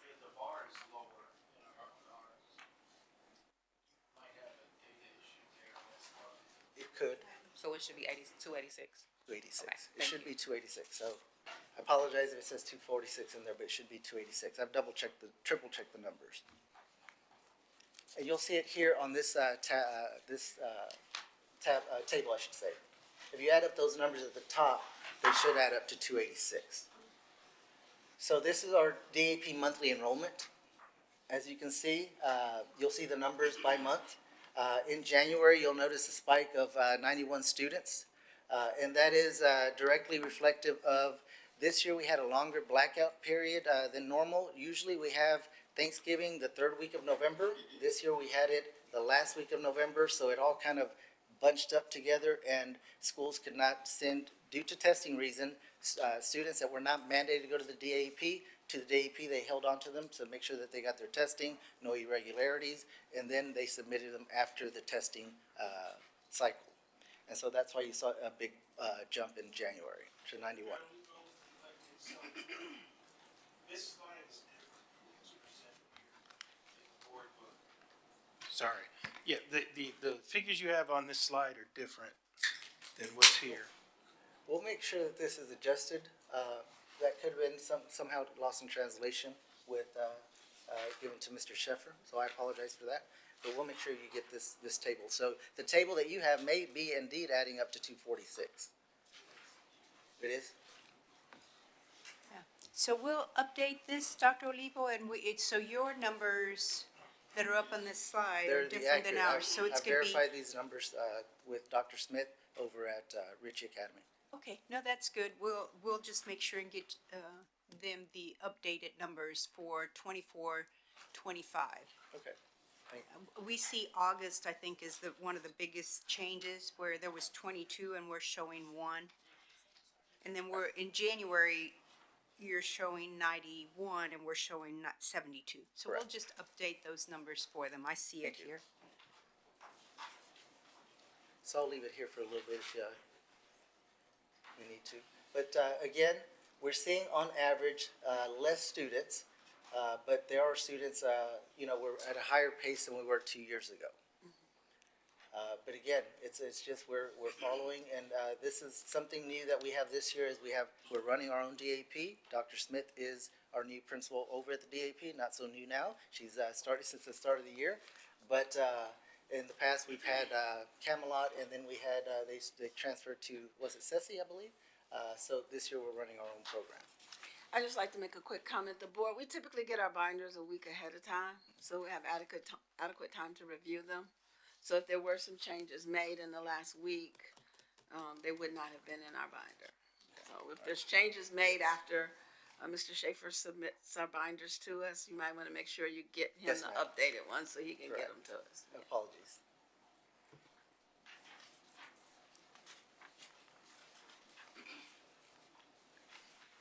Okay, the ethnicity enrollment at the DAP is as follows. And again, these numbers may be different than, I'm not sure what's in the binder, but these are the numbers that are accurate.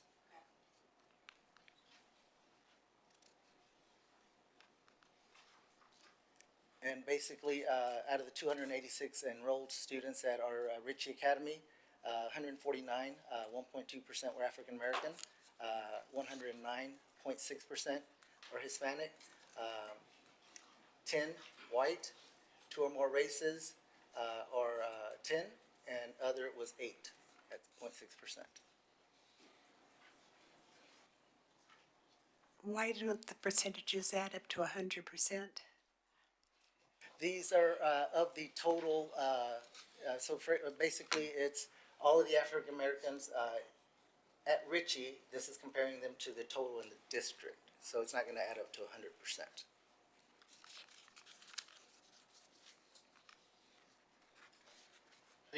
Well, I'm confused about why that's a more useful metric.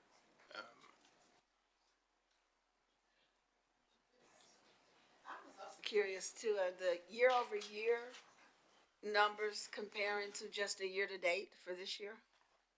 They're all year to date, so everyone's starts at August of the previous, like for example, 3/24, August through February of 21st of 2024, compared to the same of this year, the same 2 years ago. Thank you for clarifying that. I did hear him say. I thought I heard you say that. I was gonna I wasn't double check sure. it. Yeah. But why not look at these percentages in terms of the percentage of the total enrollment?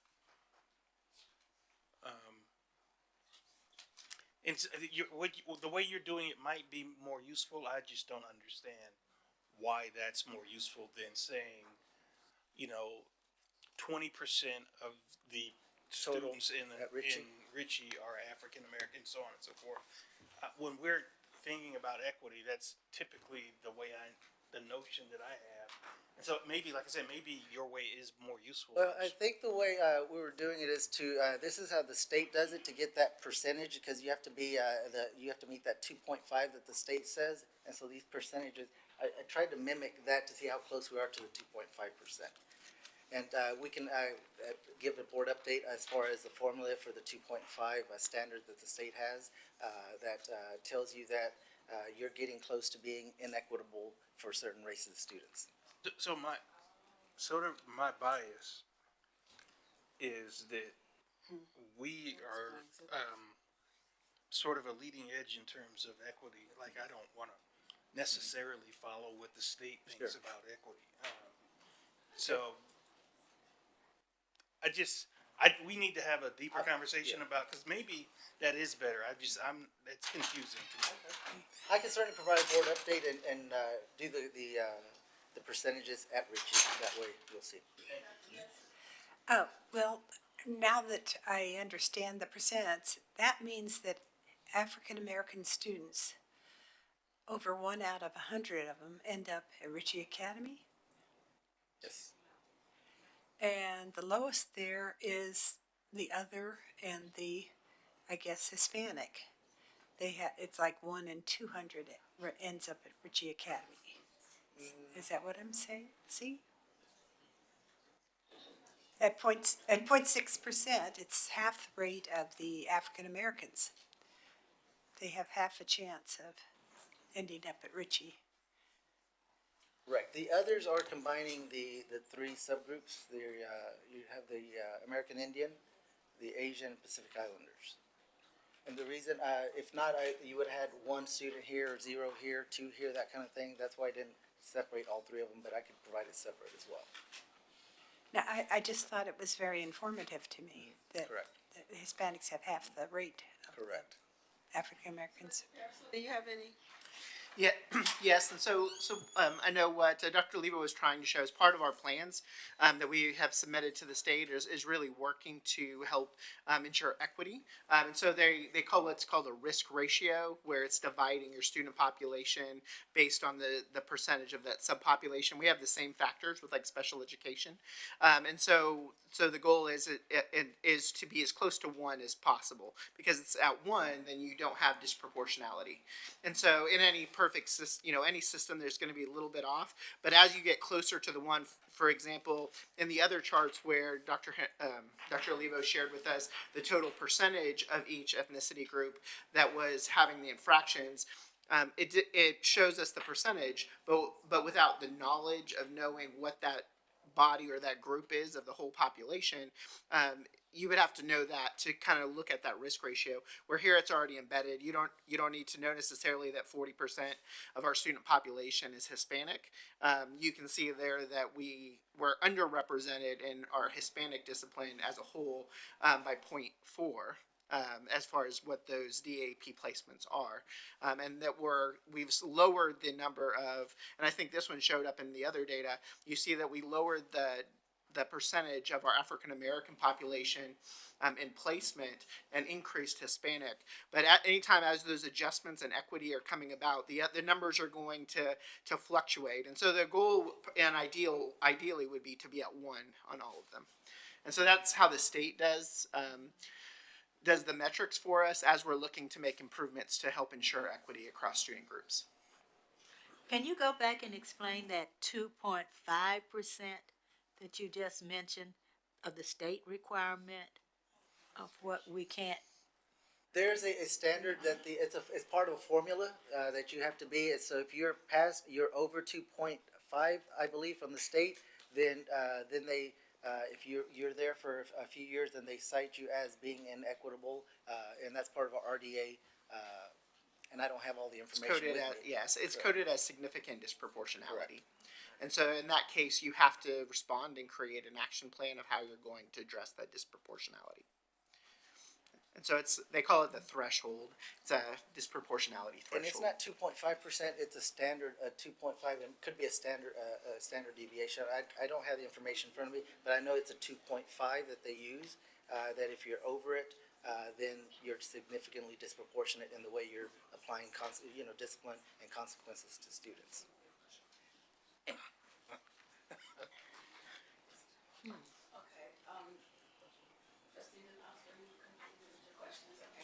Ms. McDaniels? Yes, I appreciate the explanation. To make it even clearer, it would help, because I agree that we should be focused on risk ratios. We've talked about this in our equity committee as well. And I actually think it should be a part of our policy. We can talk about that later, but to get down to say, for example, blank students are 2 times more likely to be suspended versus blank students, to make it even clearer. I think that's what would help versus the percentages. Yeah. Well, I understood after Dr. Pariseau gave his explanation. Right, so I think the state's standard is insufficient, right? Like 2.5, that's, I don't want us to be at 2.5% on any of ours. I think we would have a higher standard than that. And I think a celebration from this is if you look from 23-24 to 24-25, we went from 2.1, which is twice the representation, down to 1.2. And so that's a massive change, showing the practices and the strategies that Dr. Olivo shared earlier and how it's already impacting to create more equity for our student population.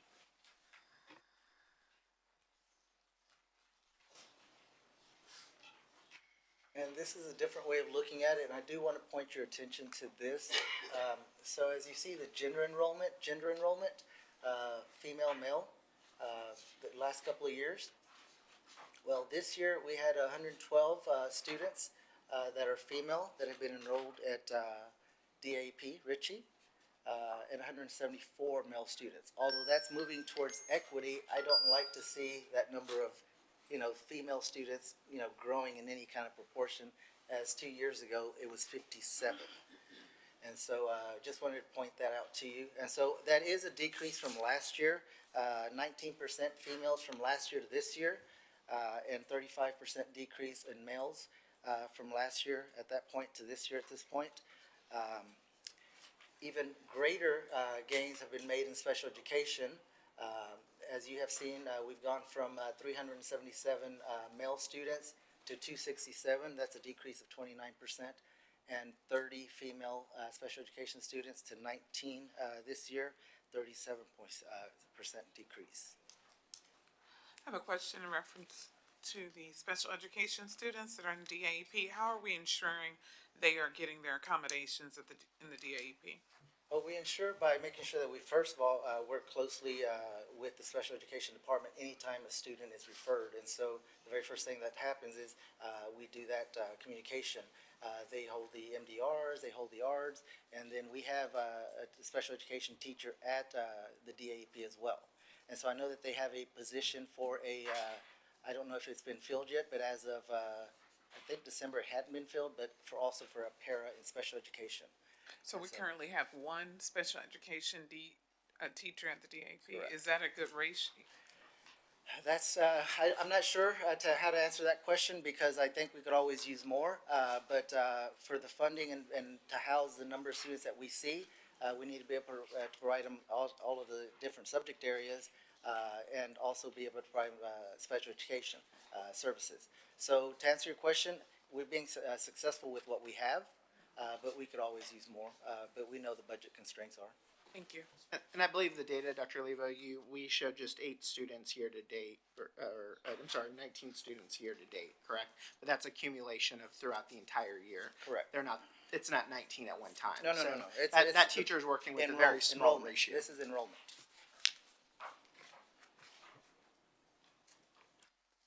And so our continuous, improvements or our next steps are really to continue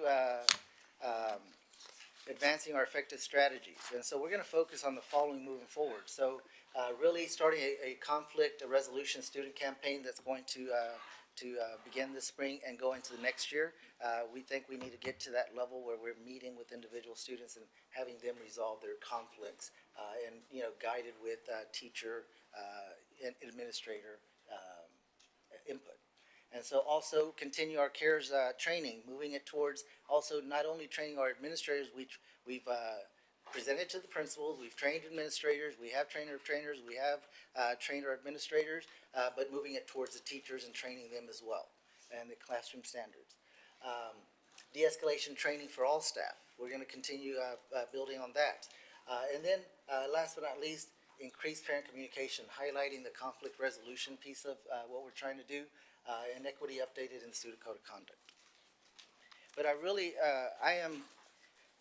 want to, and I asked a couple of CBCs, I want to put it on the record that I think that everybody has a hard job in education, but the hardest job is, in my opinion, an assistant principal.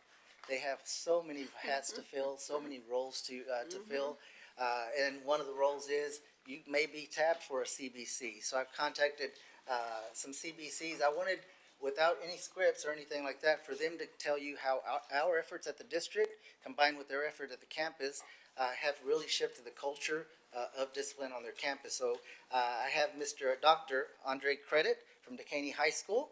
He's in our, if you could stand up just so you can see. He'll be joining me over here in just a second.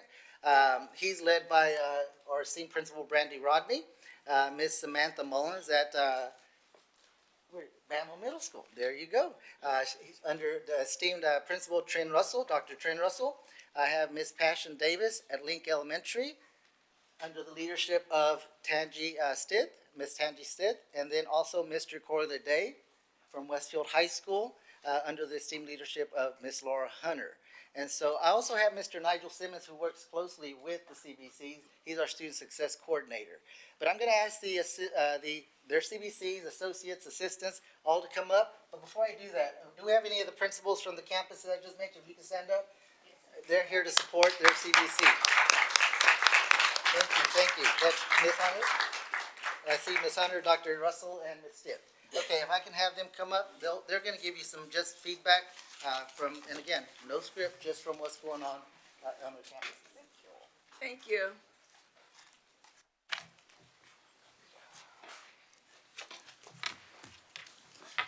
Good evening. President Durant, Dr. Hinojosa, board members, administrative team. First of all, we want to say thank you for the opportunity to allow us the privilege to speak about what's happening on our campuses. And I know Dr. Olivo said no scripts, but he lied, because I had some. I wasn't going to come up here and freestyle nothing. So, and no pun intended, sir.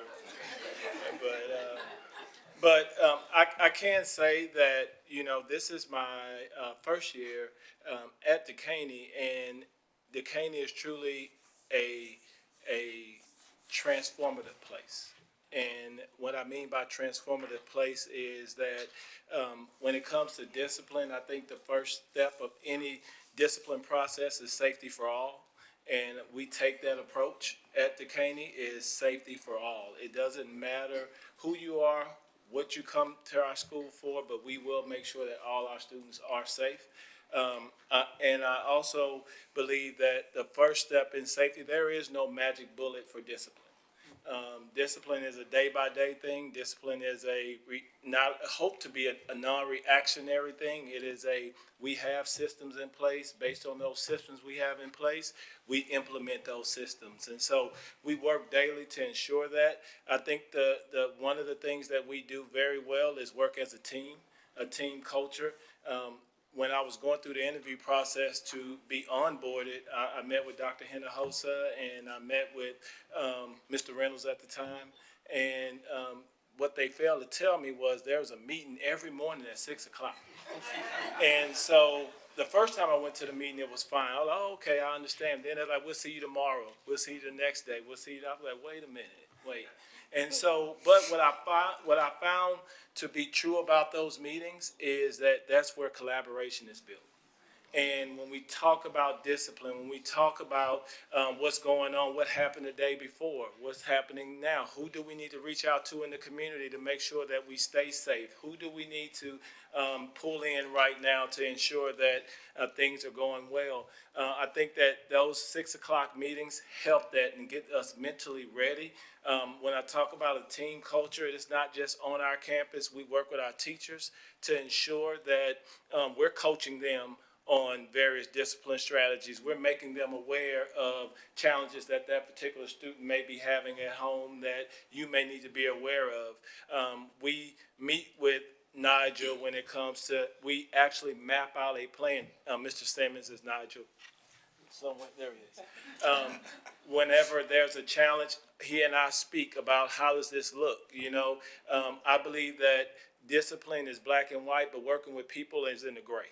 And so we work with people when we work with discipline. I think that another important key is intentional conversations. You have to have those intentional conversations. They may not be the most pleasant, but I believe that when you have intentional conversations wrapped in relationships, then those relationships permeate any type of discipline you may have, because parents come in, they come in hot.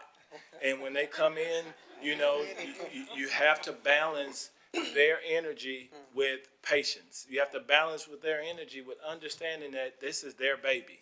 That this is the best that they're bringing to us. So, they are more upset about the action than they are with the school sometimes. But it's up to us to ensure that we are building those relationships and we are intentional about building relationships, because we're going to have difficult conversations, and that's just a part of it.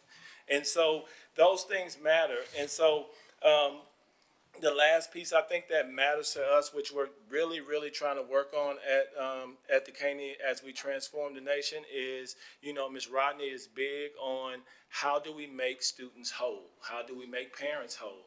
How do they feel like when they left, although we had a hard conversation, when they leave, they still believe that this is the school of choice for them. And so we're working real hard on the restorative piece, and ensuring that we're restoring relationships daily. I think Dr. Walker does a good job of checking in on us to ensure, hey, how can I help? How can I be of service to this situation that's happening? Not, this is what I need you to do. What happened? How do you want to handle this? And how can we go forth in addressing a situation? We will not always get it right. So when we don't get it right, we have to say we didn't get it right. And then we have to move forward. So, like I said, relationships and being intentional and also being purposeful in the work is, I believe, what contributes to the numbers that you've seen. And also, back to the previous presentation, it's about human capital. Yeah. When you have the right human capital, you can do the work. And I think HR does that well in ensuring that we have the right human capital. So that's the spiel from Dekaney. I know that my colleagues also have sentiments of the same, but I will let them share their sentiments as well. So thank you. Good evening, Madam President Durant and Dr. Hinojosa and board members.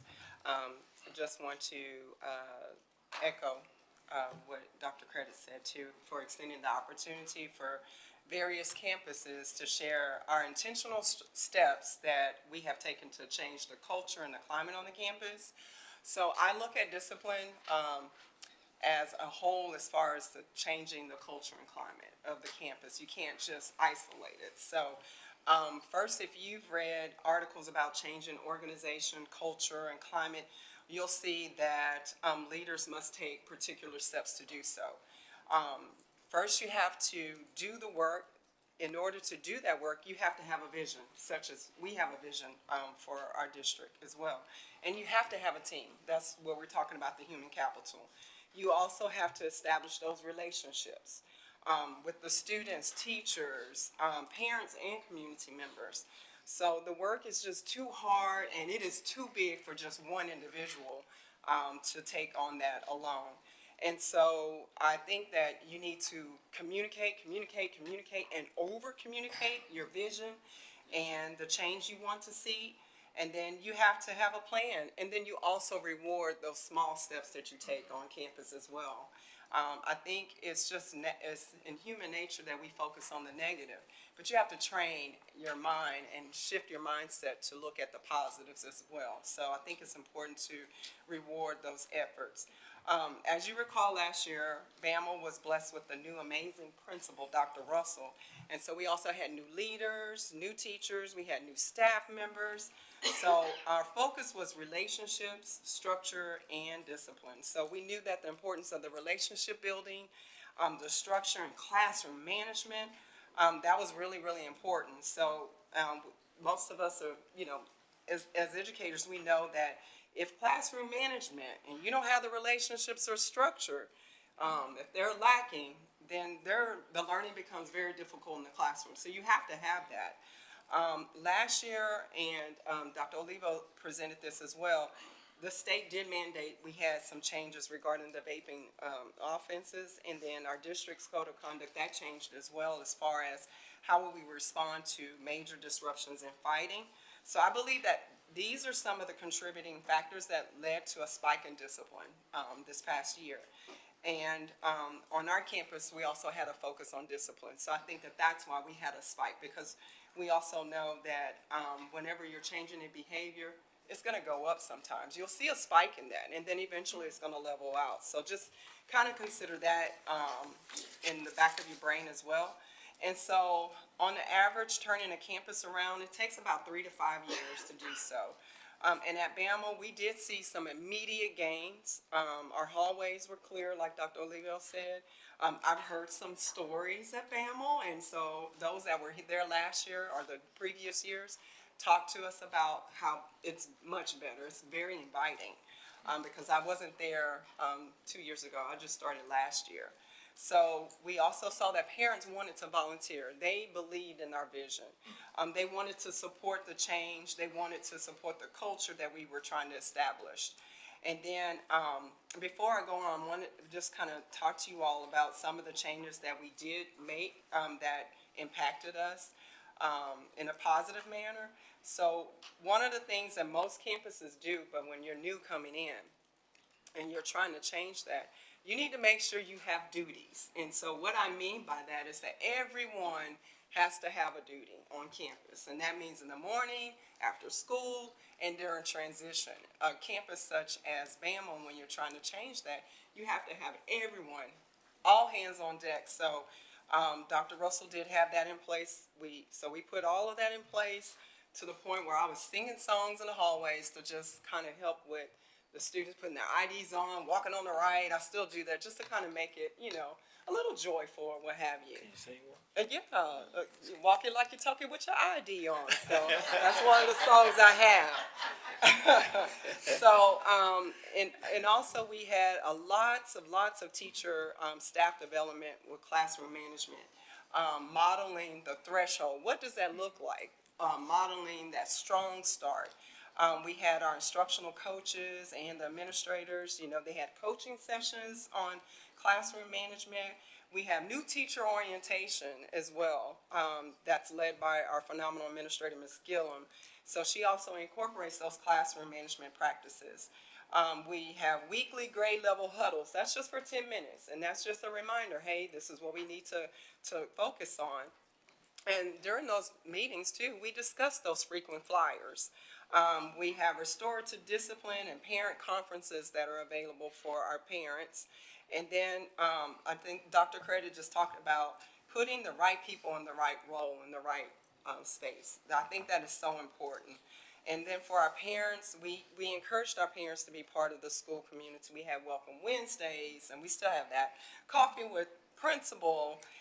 So we have those opportunities for parents to be involved, and we know that statistically, if you look at your stats, when you have parents that are more involved, your students are going to tend to do better, just overall. For our students, we have PBIS, their positive behavior intervention systems. We have the restorative discipline. We created this year a principals roundtable. One of our assistant principals created that, and that's a males group. And so they kind of talk about their demeanor and how to respond to things as well, and just focusing on positive role models for the males. We do a lot of recognitions for our students, and although I'm going to hit on attendance, I still think that that's important because the students know, hey, I can't do anything to get suspended because it may go toward my attendance rate as well. So all the kids know 90%, I got to be in school 90%. So I tell them that it's not Spring ISD rule, it's not BAML's rule, but that's the state saying that you have to be there 90% of the time. So we do have recognitions for that. We recognize our students for their academic achievements. I think that is very important as well. We choose students for Patriot of the Week, and so we encourage all of our staff members to vote. It just takes out maybe 1 second, no, well, I'm lying, maybe a minute just to fill out the form to recognize a student. And guys, if I can tell you how the students, to hear their names, oh, Dr. Russell said my name over there. They're super excited about that, and that also means that we notice you. So teachers have an opportunity to choose a student. We do field trips. We also do our SEL lessons, and that's led by our elective teachers and our counselors. We have smart passes, and that helps clear the halls too, because we can just look at it on our phone. Like, did you get a pass? How long you been out? Okay, it's time for you to return to class. We have our counseling sessions, and then some of the strategies are kind of old school, but we brought them back too. We have red tape in the main hallway. You stay on the right, walk on the right. So those things, I think it plays a part into decreasing the discipline on the campus. So I can't say that only one implementation decreased the discipline. There's several factors, but you have to have a vision. You have to have incentives, programs, and procedures. Even though you have all of that, the one thing that is an essential component in changing the discipline is the consistency. You have to be consistent overall. So you're probably going to hear the same thing. We did not get together to say, what are you saying? What are you saying? This is really the work that we're doing on our campus, but you will see some similarities. Absolutely. So, good evening, President Durant, Superintendent Hinojosa, and our esteemed board. I'm excited to bring to you some of the things that we do at Link to support positive behavior on our campus. We integrate the positive behavioral interventions and support system, restorative practices, class dojo points, and we utilize a clear code of conduct to create positive, supportive, and productive school environment. We aim to foster a sense of belonging, responsibility, and respect within the Link community while addressing behavioral issues. PBIS is a proactive approach to establishing behavioral expectations, teaching those expectations, and providing support to students. The goal is to improve academic and social outcomes for all students while reducing the need for disciplinary actions. Restorative practices, there we go, focus on building a school community where relationships are central. It aims to address the root cause of behavioral issues and build empathy through dialogue rather than punishment. Our counselors focus on students that are frequently referred to the office and provide lessons on conflict resolution, appropriate peer and adult interactions, and additional skills. They meet with students individually and/or in a group. Class Dojo is an online platform where teachers can award points for positive behavior and track progress. It encourages students to take responsibility for their actions and motivates them to meet behavioral expectations. It has a key parental involvement component where parents have access in real time to the platform, allowing them to track their child's progress, celebrate achievements. It also has a component where they can communicate with teachers, so it's kind of an SMS platform built in. And teachers do send home regular updates. We also have a well-established code of conduct that sets expectations for behavior and outlines the consequences for violations. It is easily accessible and communicated to students, staff, and parents. The Student Support Specialist for our campus ensures that all staff are trained in PBIS, restorative practices, and the use of Class Dojo. The implementation of PBIS, restorative practices, Class Dojo points, and a clear code of conduct fosters a school environment where students feel supported, valued, and encouraged to succeed. By promoting positive behaviors, addressing conflicts constructively, and providing clear consequences for misbehavior, we are creating a respectful, safe, and productive learning environment for all students. I'm sorry, I cannot shoot from the hip. So I had to flush all of my thoughts out before coming before you guys. So thank you. Good evening, President Durant, Dr. Hinojosa, and members of the board. I just want to say, really appreciate you all for giving us this opportunity to present in front of you. I also want to take some time out to Dr. Lebo and his team, because I think that with all of the strategies and protocols they put in place, that gives us an explicit plan to take back to our campus so that we can build systems around that. I can't go any further without also giving appreciation to our wonderful principal, Ms. Laura Hanna, because she is truly a leader, but she also understands the importance of allowing administrators to lead in whatever capacity they're in. And so I am the campus behavior coordinator, but I speak for my entire team, the admin team. And I know there was a lot of things that were said, a lot of things that I scratched off of my list, right? But I'm really going to focus on, when I went home just yesterday, I was just kind of thinking, like, what is our recipe for success? Like, what are the pillars of our success? And it goes back to, we want to make sure that we ensure that kids are on a safe campus and they're learning, right? But then I'm a firm believer that it takes a village to raise a child, but I'm also a believer that the village has to be right.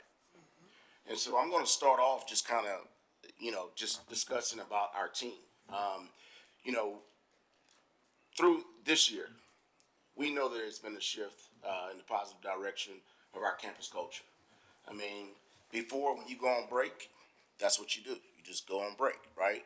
But we often see that, we love like administrators, when we leave campus, we're always communicating, thinking about the next day. And so I created about 11 bullets that I said that, today I just want to focus on these bullets, and hopefully you all can see how, what we consider to be our recipe for success. And so it starts off with the team. That's one of the biggest things. We realize that there are so many people that come in contact or provide a service for our students and parents. And so usually when we plan out for the upcoming year, we meet with the administrative team and secretaries, right? Because in most cases, those are the individuals that are dealing with the day-to-day operations along with discipline. But this year we did something different. We were able to put together administrative boot camp. And not only did we involve the administrators and the secretaries, but we also brought in our receptionists, right? Our attendance clerks, our registrars, because we know that they're involved in conversations when kids are coming to the campus and they're leaving the campus. We also put in place that every individual that enrolls on the campus, they meet with their grade level administrator, right? And depending on, some of the things that's coming in, we can include our academic completion specialists and also even me being one of the associate principals. But the key thing is that at the beginning of the year, we held a school-wide training, and everybody came in and we set aside 3 hours and we said, this is the student code of conduct. This is the way that we're gonna conduct business on the campus. And we made sure that we trained everyone. So that way, when we rolled out the school year, all of our processes and protocols, we're speaking one language, right? And we're implementing it with fidelity. The other thing that I'm gonna say is, it's just like Dr. Credit. You know, I know a lot of the high schools are involved in the 6 a.m. meetings, but they are very important. We're able to get out in front of things before the kids even arrive on campus.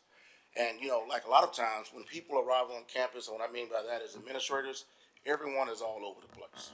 So we take that 30 minutes and we talk about the things that took place the day before and what proactive approach we're going to take to make sure that we address all concerns and kids feel safe coming into the building.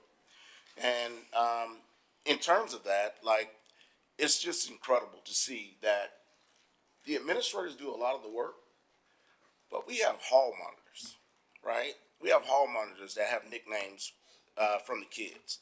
And you'll be surprised, like Pawpaw, all right? That's Mr. Terrain, if you don't know. He's at the bus route. When you walk in that day, when kids come in, they come to him and they talk to him about the things that are going on, right? Or what they consider to be old man, Mr. Runts, right? He's at Circle Drive.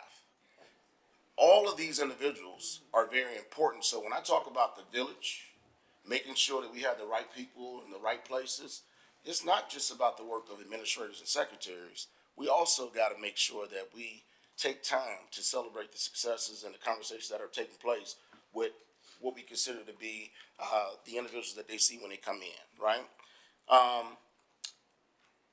Oftentimes we have conversations, right, in our admin meeting. And Hunter, and just all the way across the board, we talk about being proactive, right? So if a kid got into an altercation, what are we going to do to ensure that that doesn't happen again? And how are we going to make sure that kids understand the importance of coexisting on the same campus? And so we often put things in place like mediating with kids. You know, there's a protocol right now. If a kid gets into an altercation, verbal or physical, right, there are steps that we take. We're going to make contact with the parent, let them know that we're going to involve them in the mediation, and then we talk about, have them have an opportunity to talk about, you know, the conflict, right? And at the end of the day, we want you to leave with a resolution. And so that's one of the things that we feel that it's been very beneficial with the numbers that you're seeing. Also, we have redefined the word extracurricular. And so oftentimes, we try to make sure that kids connect appropriate behavior with extracurricular activities. And so we created a do not admit list that we look at on every 6 weeks, right? And so now a kid is in school, we have this nice pep rally that's coming in, but kids have to reflect on their actions up until that event, right? Have you been in class for 90% of the time? You know, have you been in the ISS room or anything like that? And so as they come to those games, they know to come to the table, to check their name off the list, and it's just beautiful to see their smile when they're able to enter the game or the pep rally and all those things. So we celebrate those successes, and so that's been very beneficial. And then also regular communication. Some people try to avoid those difficult conversations, right? And so I think that when you have a layout with the student code of conduct or any process or procedure that you have in place, it's outlined, right? It's black and white.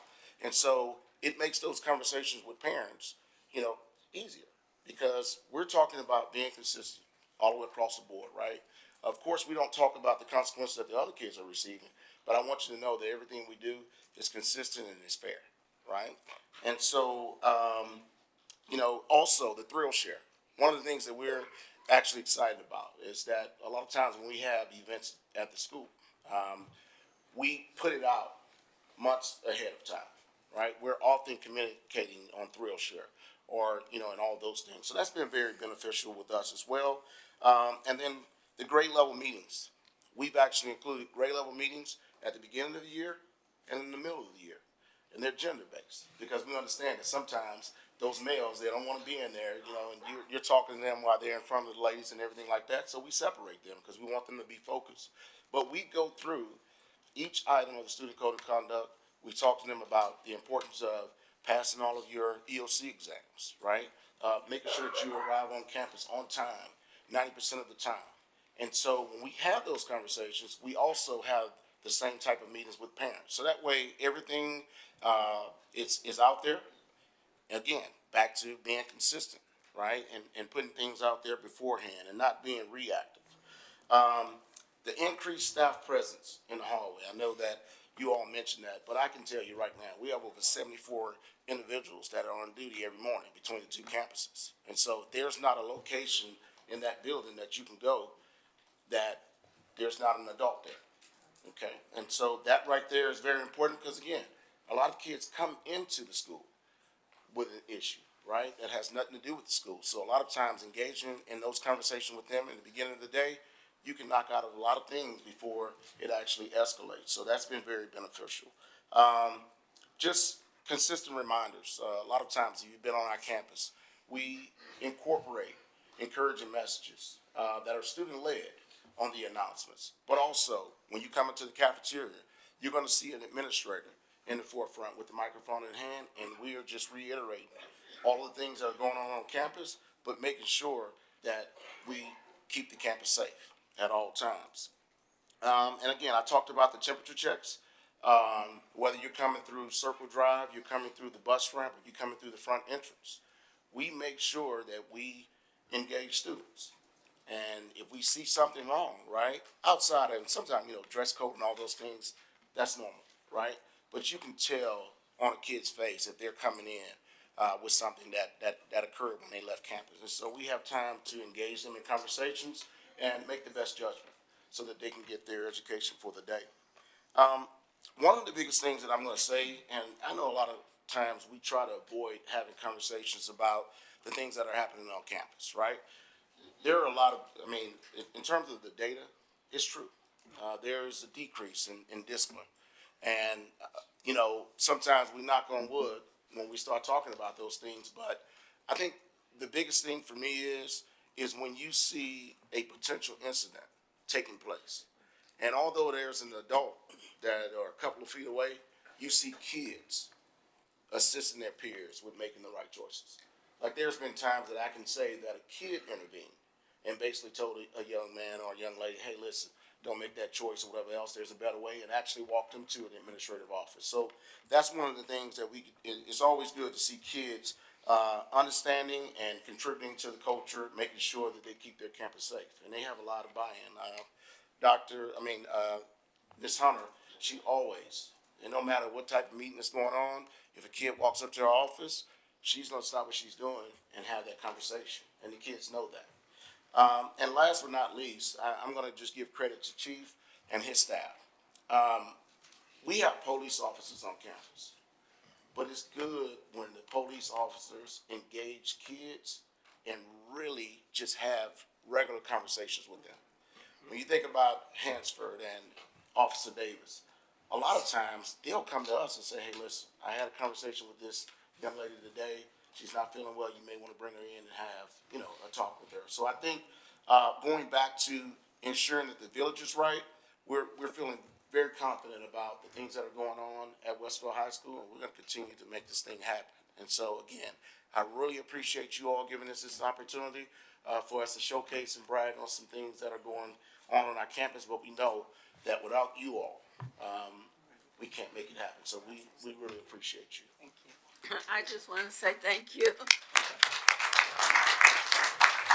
We know you can't talk about discipline without talking to our APs. So we appreciate you being here. Are there any questions? Trustee Adams. I really appreciate the work that you all do. I've watched Mr. Lede work with my children at Westfield for these many years, and so I know the quality of the work. A couple of points. One for you, Dr. Olivo. On your slide where you list your goal progress measures, this is something we learned this weekend as we were doing Lone Star governance work. Your goal progress measure does not have a baseline. And so the rest of your team can tell you what that means. But that's something that we should fix in all of our work here. What was the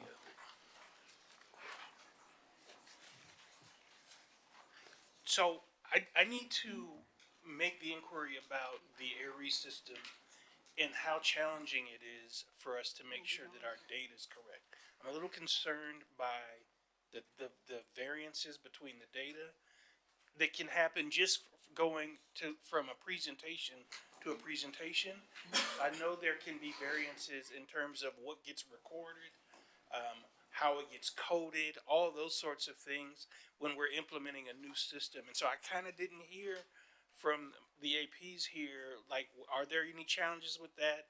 If there are challenges, what are we doing to correct those and to fix those? For me, I love Aries. I didn't, cause I'm fairly new. It's easier for me. And then we do also have Elevate, which comes in at 4 o'clock in the morning to tell us our errors that we're implementing or that we input into Aries. So we're able to go and fix those, reading those reports too. I'm not sure if you're familiar with that, but we did receive those last year. So I do like those reports because like if we're putting it in, human error, you know, so.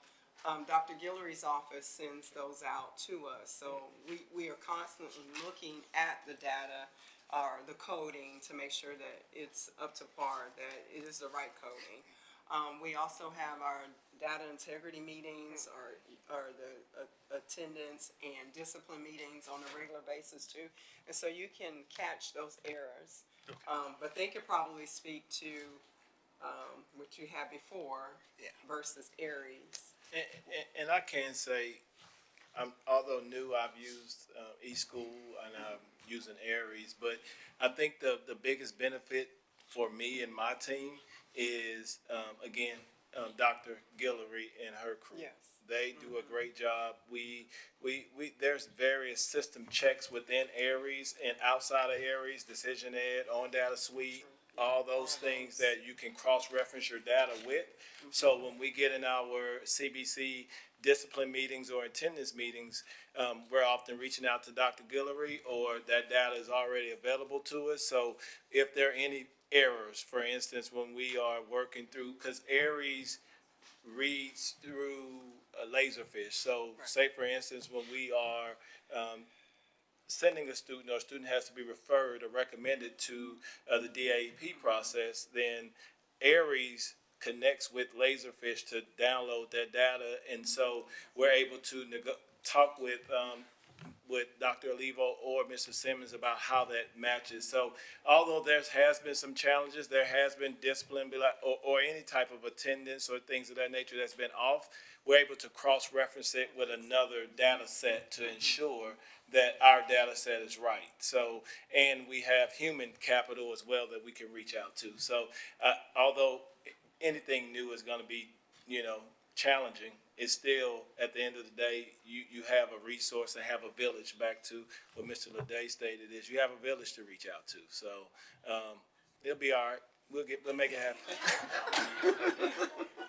Then the last thing, and this is sort of for general consumption, right? When we have had challenges in spring with discipline, it's always been very public.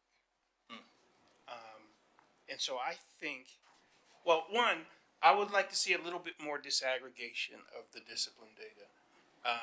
Because again, like when they're burning us on the news, they're burning Westfield. They're not burning Spring. They're burning Decaney. And like, so when we come back and we have these decreases and we're making this positive progress, I want to shine and glorify Decaney and Spring and Westfield for reversing those trends and reversing that narrative. And I want to do that just as publicly.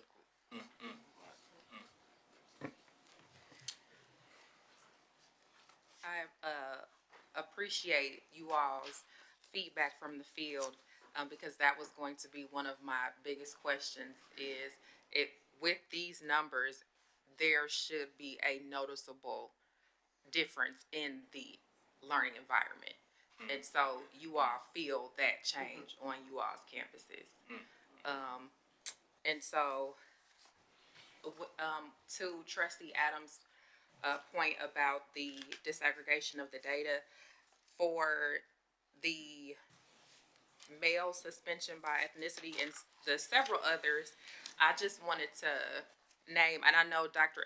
Olivo, you said that the numbers were small. I would like to see, instead of the other, if we could pull out those categories, if that is okay with the board, just so that we're not othering our students and we are honoring their identities. So I would appreciate if, I know the numbers are small, but I would appreciate if we did that. And then another piece I had a question about was the CARES training. Is that a district developed training? The CARES training? And then I'm wondering if maybe in a board update, if you could just share more, but also are they modules? Is it standalone, or how does that? How's it implemented? Is it monitored? Just more about the CARES training. And yes, it is a district training, and Dr. Collins, I know, Dr. Collins oversees the CARES, training, and so I would like her to come up and speak a little bit about CARES. I'm You actually don't have to gonna go let into her it off right the, now. Okay. we're Yeah, I gonna was let gonna her say. off the hook Okay, all right. tonight. If we can bring that back later. Okay, absolutely, put it in front We're of the already board. about 45 minutes off. Yes. Okay. Trying to facilitate as best I can. Yeah, I just So wanted we'll to bring learn that more about back. that. Okay. That's all. Thank you. And I did want to add one thing Trustee about. Correa. Oh, I'm sorry. Go ahead. I did want to response to Trustee McDaniel. So what we were attempting to do with the other is, so normally when the numbers are below 10, you do not include them at all in the data set. You just put a star because it's such a low number that it could potentially identify the individual. And so that's the reason, to try to capture those. We can, we'll be happy to put that in a board report with those actual numbers. But for presentation purposes, that's one of those those areas that you can get into some trouble with from a legal perspective when numbers are very low, because the student could say, well, I know that kid because I was in DAP, and so those kind of conversations can become identifiable. And so that was the reason behind it. But we'll go ahead and put that in the board report. And also wanted to remind also the board too that the discipline data is actually live, just as our assistant principal shared, that they're able to go into Decision Ed, and you also have a dashboard in Decision Ed that lists, it's every night it's updated, and you can go in by discipline code, by campus, really break down the data into all the different groups as well.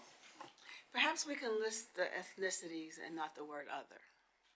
And that would be helpful. Just list Yeah. in the category. So, Trustee Correa had a question. So, yeah, I wanted to echo all of my colleagues' comments and kind of put a different spin, not trying to squash the positive, because it's always good when discipline numbers go down. But in essence of transparency, having conversations with the community, and it's good to hear the stories that you have, because that shows that I guess the intangible evidence that things are changing and you're changing the cultures, which is good. But the precipitous drop, I mean, even statistically, there's about a 50% chance roughly that could happen. And so one of the things that I've heard from the community was the ARIES, which you addressed, so thank you for that. But my question is more of, how are we tracking these strategies to make sure that all of the things that we're doing is correlating to the decline in the discipline numbers? Because correlation does not imply causation, right? And so in the vein of continuous improvement, how are we tracking these things to make sure that the one is causing the other? And also, the other issue that I had heard was the discipline just not being coded at all. So how are we making sure? Because historically, as a district, we seem to have some issues with fidelity in a lot of different areas. And so how are we making sure that all of these discipline infractions are actually getting coded and not just getting missed? And to support that question, if you look at the total infractions on page 84 for us up here on the board, it's interesting that elementary had the largest decline, middle school had the second, and then high school had the highest. And it seems like when you think in terms of elementary staff, they have the most to do, so they would have the least amount of time to have to deal with technical issues and whatever the case is. So it kind of supports that thinking. And so that is the question, like, how are we making sure that all the staff are actually coding what they're supposed to be coding? And then just how are we tracking these strategies to make sure that that one is causing the other, so that we don't end up having strategies that may not necessarily be helping us, and we're pouring time and resources and people into those things, so. Trustee Correa, I think that's an excellent question, and maybe that's something that Dr. Guillory can come back with, a response for us. I don't think that's something we want to ask individuals that are here right now, unless you're comfortable responding to it. Go I was for going to it. say, because I know you all are the ones responsible Well, for making sure that it happens. yeah, well, I can tell you, as the associate, one of the things that we do on the campus is we meet every Monday, and from 3:30 to 4, Ms. Rodney gives us an opportunity for me to have a platform where I can sit down and just talk about discipline, talk about the infractions. We have the same no-fly list. I think that, you know, I'm learning that every high school is a model or replica of the other two. So we have those meetings, ongoing meetings, and through those meetings, we have office managers who, you know, sometimes could be an error. And so, but the administrator is the one that's inputting the discipline and the consequences that come along with the particular discipline. And so at times it may be a trickle effect where a safety, like you said, safety before all. So we had to get the student off campus. Once we got the student off campus, then we went back and reflected after school, what's the code we're going to use? Who's the aggressor? Who was, you know, all those things that come along with it. And that's how the discipline gets inputted. So the goal is to ensure that all discipline by the end of the week and before that next Monday has been put in. Now, the integrity side of it is where Decision Ed comes in, is where Aries come in, and other on data suite, those type things come in. And I'm speaking for Decaney. I'm sure it's the sentiment across the board. But to me, that is how we ensure that we're working in fidelity, opposed to masking numbers, because masking numbers does nothing for us on the campus but delay issues. So we need to tackle those challenges head on before we get to a place of, oh, we turned our head or we pushed this one under the rug. It's really tackling the challenges head forward. And I'm going to add to that. So I actually had the pleasure of, I saw the income of the e-school, and then I had a chance to look at Aries. I think one of the things is that there's always pros and cons to whatever system you use, right? But I'm going to bring it back to the expertise of the individuals on your campus. We train and we create systems to make any program work, right? And so, like for me, when I reflect on these incidents, when you look at e-school, right, and you look at the amount of individuals that are capable of writing a referral, it goes from teachers, you know, and a lot of times when you're sending a referral, that incident code that you're using is not necessarily aligned to the action, right? And so with Aries, teachers still have an opportunity to write a referral, but it comes to an administrator. We're able to look at it, right? And when we address it, we're making sure that we're aligning the correct code to the incident. And so what that does, it gives you cleaner data. And so that's one of the things that I know for sure, like when I look at Aries, another thing, the copying of referrals, that's a feature that Aries has. And I know a lot of people are saying that, oh, we're copying a referral. What does that really mean? Well, when you're copying a referral, and let's say, for instance, you have 3 kids that's involved in one incident, right? Before with eSchool, you take the chance of me writing a referral for a kid and another individual writing a referral from the kid, which is going to generate 2 incident codes, right? And so, or 2 codes, right? Discipline codes. Well, now with the copying feature, if I'm addressing Dr. Credit, I can use the feature of copying to ensure that that same referral that I wrote for myself outside of, you know, special populations with students receiving special services and all of that, I can make sure that the discipline and the code is aligned. And so when you look at that and how many wrong incident codes and all those things that was done previously, right? When you look at Aries and you take a streamlined student code of conduct that outlines actions, that also contributes to the decrease of some of these infractions that you're seeing that gives you the cleaner data.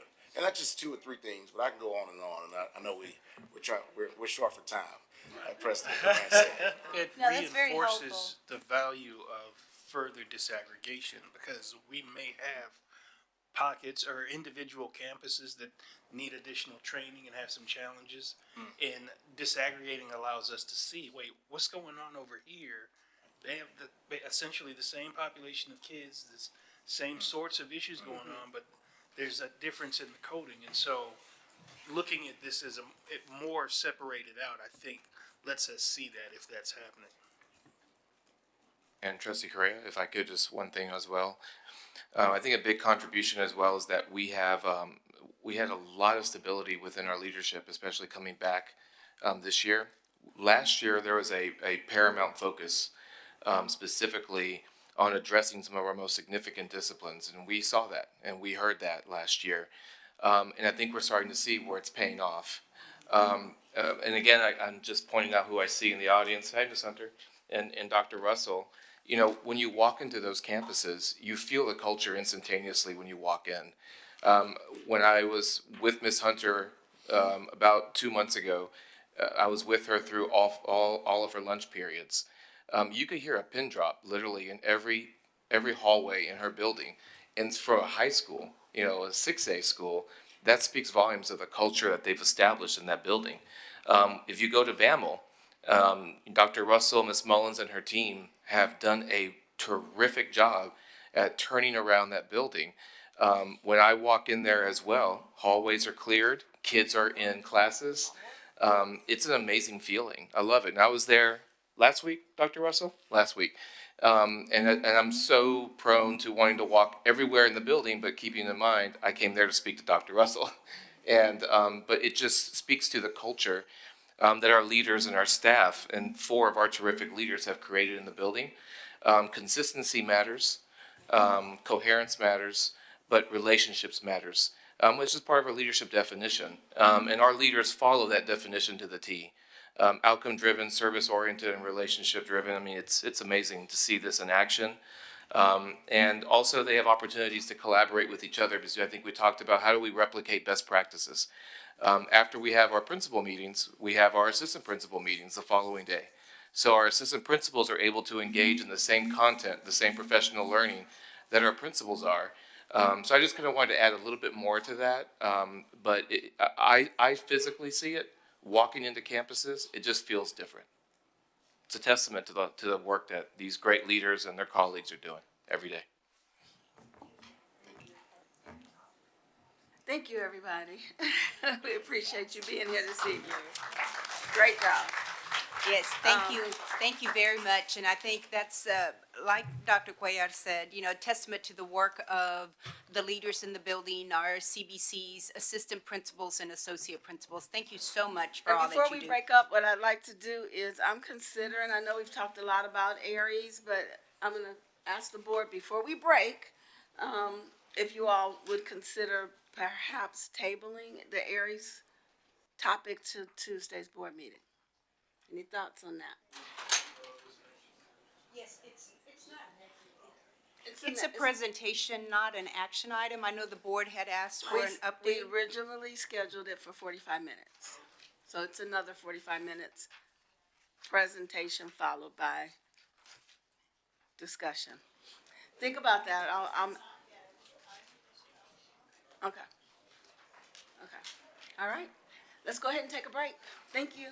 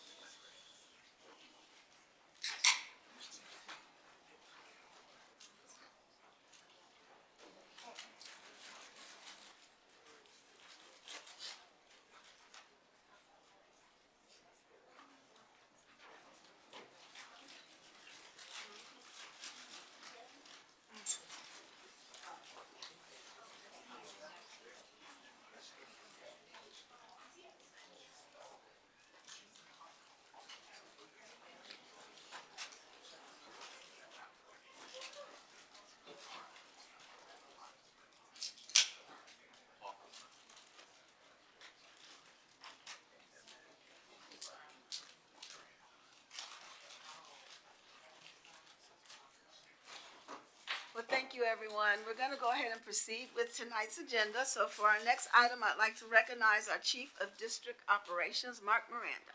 Thank you, President Durant, members of the board, Dr. Hinojosa. I'm going to ask Bobby LaFleur, our Officer for IT, to join me at the table, and we will jump in.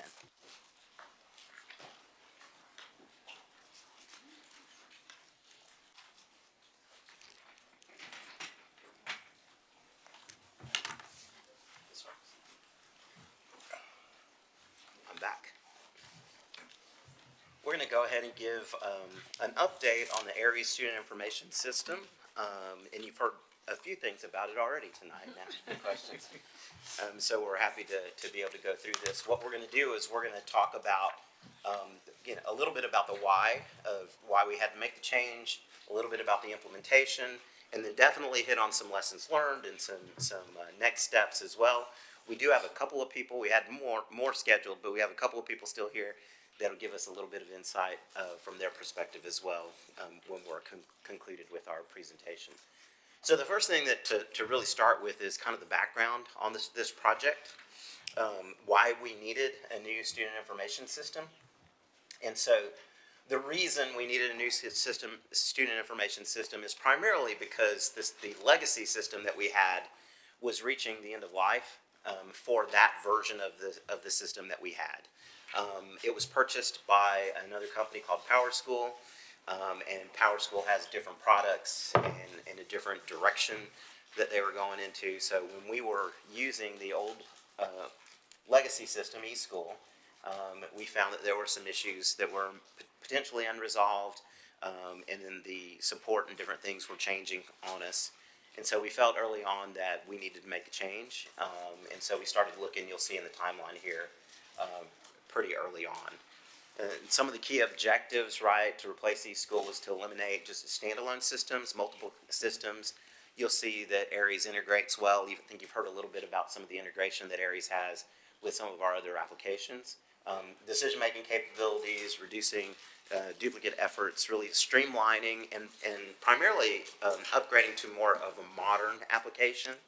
The legacy application was a few generations old, and so Aries is a more modern application. So through the vendor process, selection process, this was a 4-year journey. And listening to the panel before, it filled my heart. And they got out of here before I could pay them. So we started this process, some technology team members around March 2021, started to looking into what was out there on the market. Like Mr. Miranda stated, that eSchool had seemed to run its course. They weren't doing any more updates to their system. They were going to try to push us to another system. So we started that process to see what was on the market because of the support and so forth that we were getting. So starting March 21st, 2021, we went through and met with 5 different vendors that were on the market, and then we had demos, and then we talked to different districts that were using those products to get feedback from them on what they were seeing with the product and how they liked the product and how it suited their needs. That culminated in late March of 2022, early April, into an RFP.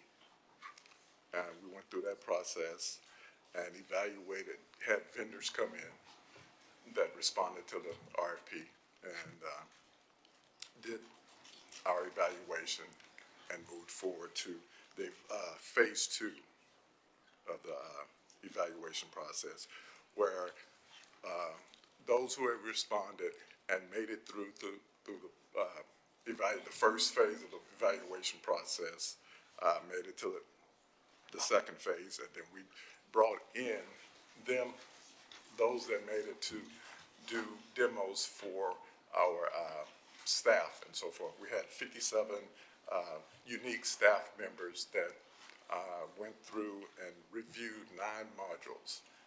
We had the discipline module. We had APs and secretaries reviewing that. Scheduling, we had our SIS team and the counselors reviewing that module. Medical, we had the nurse's office reviewing that module. Mark reporting, we had the Sims clerks reviewing that one. Attendance, we had the principal and the clerks reviewing those. Grade books, teachers were able to review those, and the parent portal, we had staff parents that reviewed those. At-risk RTI, student analysts reviewed those, and entry and withdrawals, we had the Sim clerks reviewing those. So once we got through the selection process, the second phase of the evaluation with those, all of those stakeholders and all of their input, it resulted in Aries Educational Solutions being chosen based on their ability to meet our specific needs and to address the challenges that we faced with the previous system. So that all culminated in a board approval of Aries on June 14th, 2022. And to give you kind of a deeper idea of what Aries is an enterprise system, and you probably have heard that term before. The Aries ecosystem is vast. When I talk to individuals about Aries, sometimes they think of Aries in their sphere or their line of work. If it's a teacher, they think grade books, right? If it's a special ed, they think special ed applications. But as you see from the diagram here, that Aries is actually so much bigger than just one area. So as an enterprise system, Aries is far-reaching.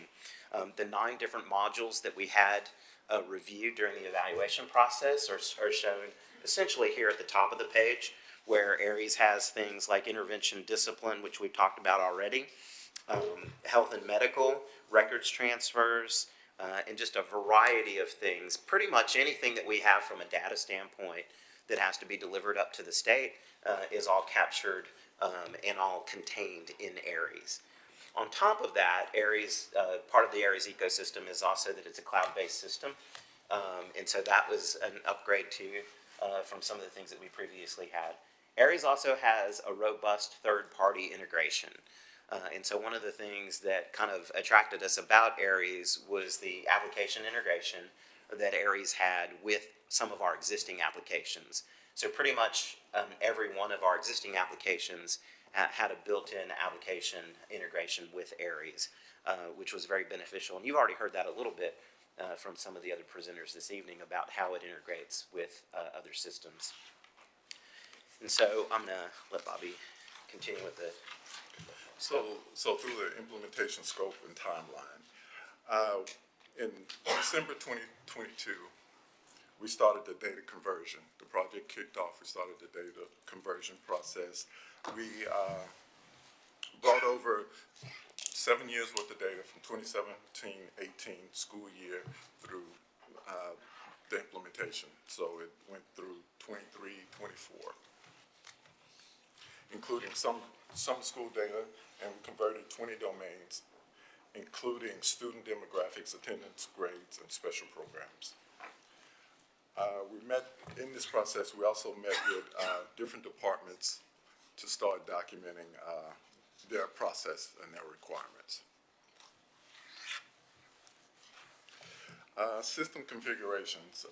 We successfully created with Aries our cloud environment, and Spring worked towards ensuring that the existing the system met the existing security requirements we needed, and that they were able to integrate our systems, our current system were able to integrate with the cloud environment successfully.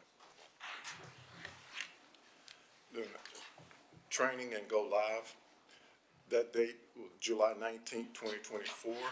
We had a total of 128 training events that were successfully conducted prior to system deployment on July 19th, 2024. An additional 51 events were scheduled after the launch, focusing on critical modules and targeted user groups throughout the district.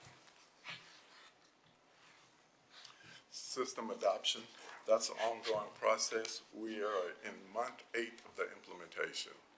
And as you may have heard, yes, there have been issues from what you've heard from the community and from teachers and so forth, but you also heard the positive from the actual principals who are, and APs that are using the system as well. It's a give and take. It's, everyone hates change when you're in the middle of change. So that's where we are in that change curve, and I think it's going very well.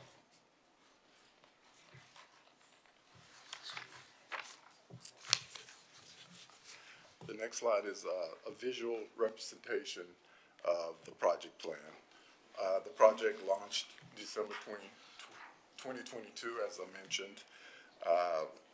Initial counseling and master scheduling training was done June 4th, 2024. And we had live teacher training August 8th, 2024. And we went live July 2024. Yeah, so just a little bit on that live teacher training, we did do some online modules as well. The August 8th, 2024 was the first time the teachers were back from their summer vacation. So we started doing some training with that. On the next page, we talk a little bit about the implementation challenges. And Bobby's already touched on a little bit, but there's really, we kind of identified the three main buckets. And these buckets are during the implementation phase. We'll see some other things a little bit later. But the first big challenge was data validation, right? I've already showed you how it's an enterprise-wide system, and it touches every single module and every single data point in our school district. We had a very robust data validation process leading up to implementation, but that data validation potentially could have been better. One of the things that you'll find anytime you do one of these upgrades is when you move from a legacy system to a brand new system, there are lots of processes and procedures that have to be re-examined. And in the process of doing that, the data validation became really essential.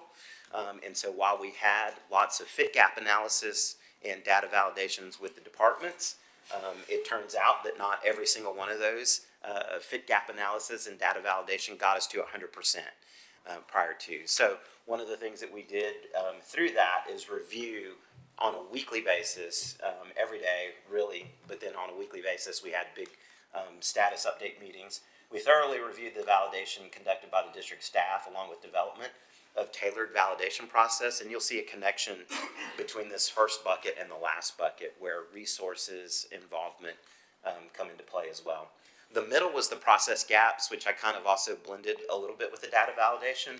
They kind of go hand in hand. As we're validating data that's coming out of the legacy system and going into the new system, we have to make sure that's really good, clean data.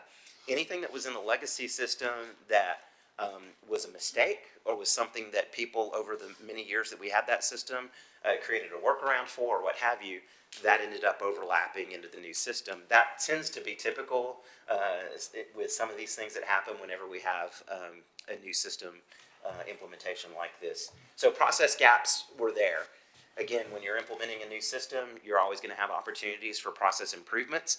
I think one of the things that you heard just by happenstance in the previous presentation was that it did allow our user base to re-examine their processes, right?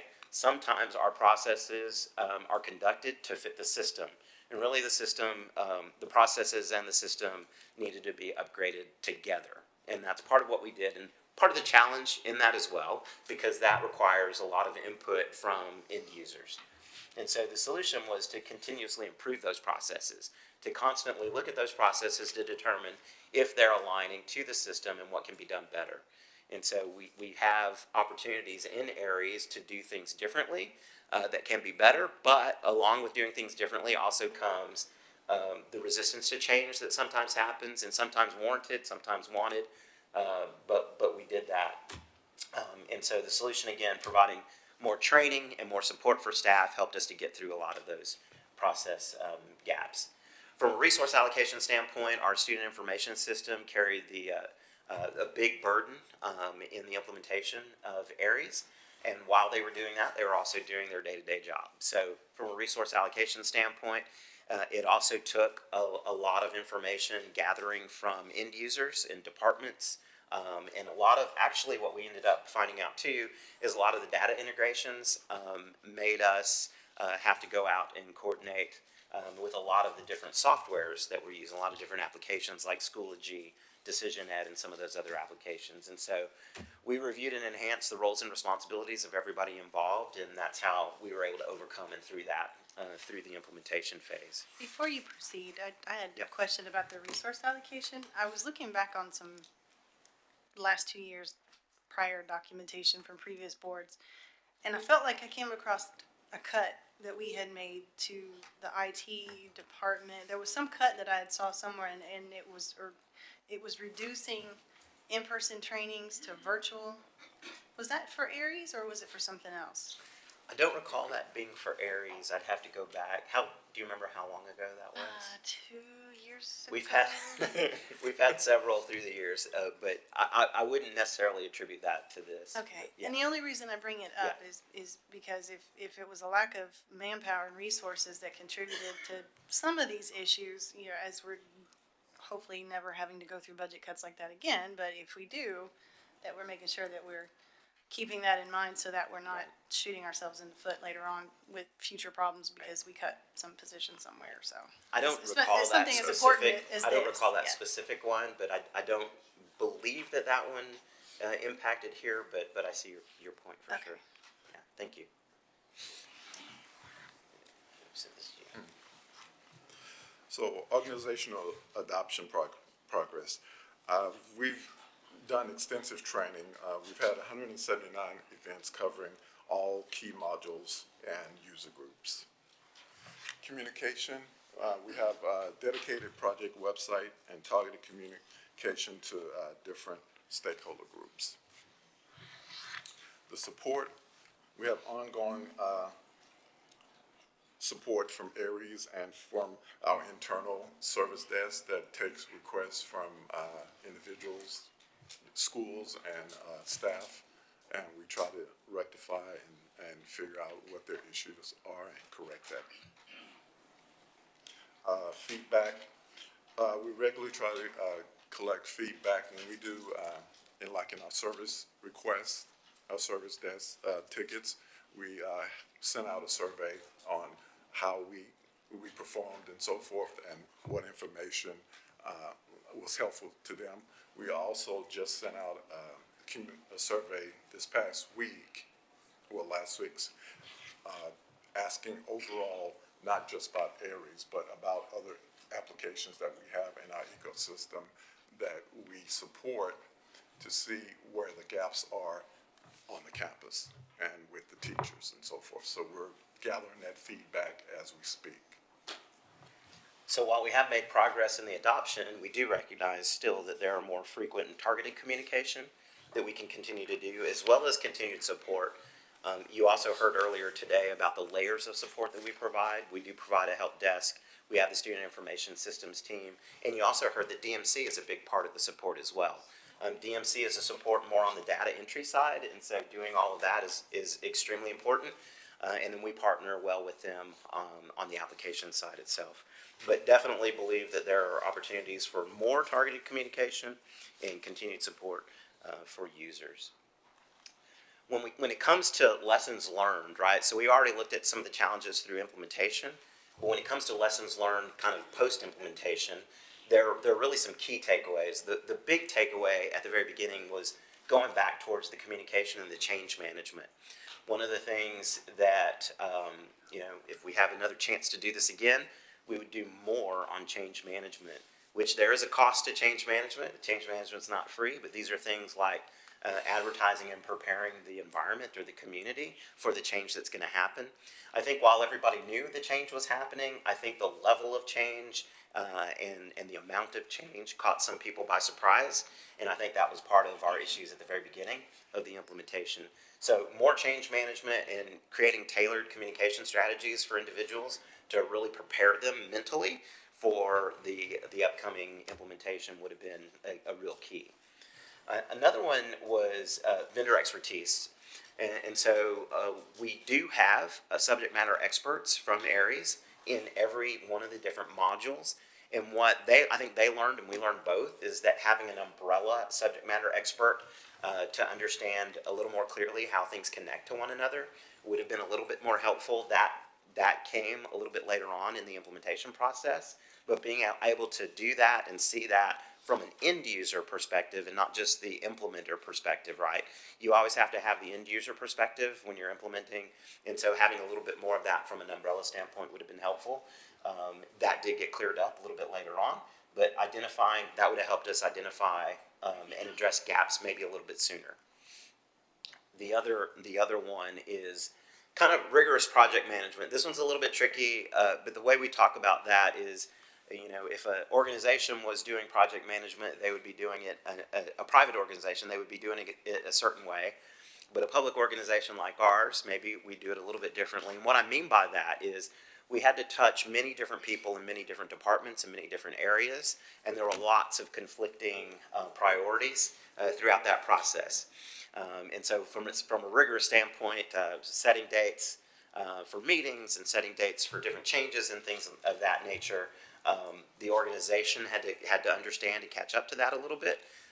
And so in lessons learned, I think that would go hand in hand with change management as they recognize this change is coming. These meetings and these different things are very important, that we need to be there, or we need to have, you know, a strict adherence to some of our timelines. That would have been great as well. I think overall we were able to overcome a lot of this, but these are some of the challenges that we had in the implementation process.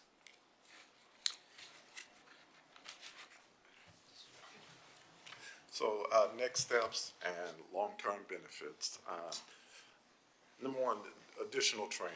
We realize that we need to continuously focus on user training to maximize the system and utilization and efficiency. Like I said, going through the survey, we're trying to fill that gap and see where the gaps are so we can set out a plan in order to facilitate the additional training and partner with instructional technology and workforce development in order to get on the schedule, the teacher schedules and so forth on the campus to help facilitate the learning.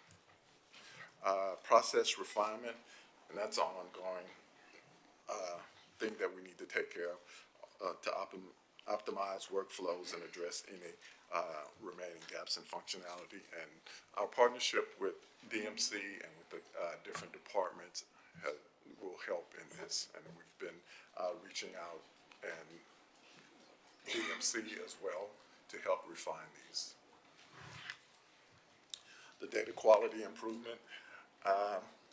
Initiatives to enhance the data accuracy and completeness across all modules, partnering with DMC and with the campuses. I think you heard from the previous panel that they work very well with DMC, and they give them the tools that they need up front in order to make sure that the data is entered on a timely fashion. So if it's entered on a timely fashion, they can get the information they need and make the quality decisions that affects our student body.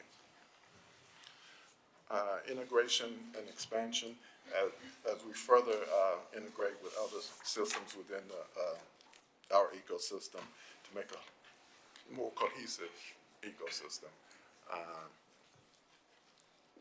We just need to, when we add different software, we need to make sure we're integrating properly and making sure everyone can use the different tools that we add. We do have I think we're down to 2 people from the experiences. We had others lined up to come and speak, but Bobby will introduce the people we have. We have Mr. Gerald Points, he's a member of our technology department. He's a system engineer, but he's been working closely with teachers to help them fill the gap with their grade books and so forth. So we'd like to call him up. Call him both up. Gerald, yeah, Chase Giddings from Decatur High School. Sit on the ends. One over there, one over here.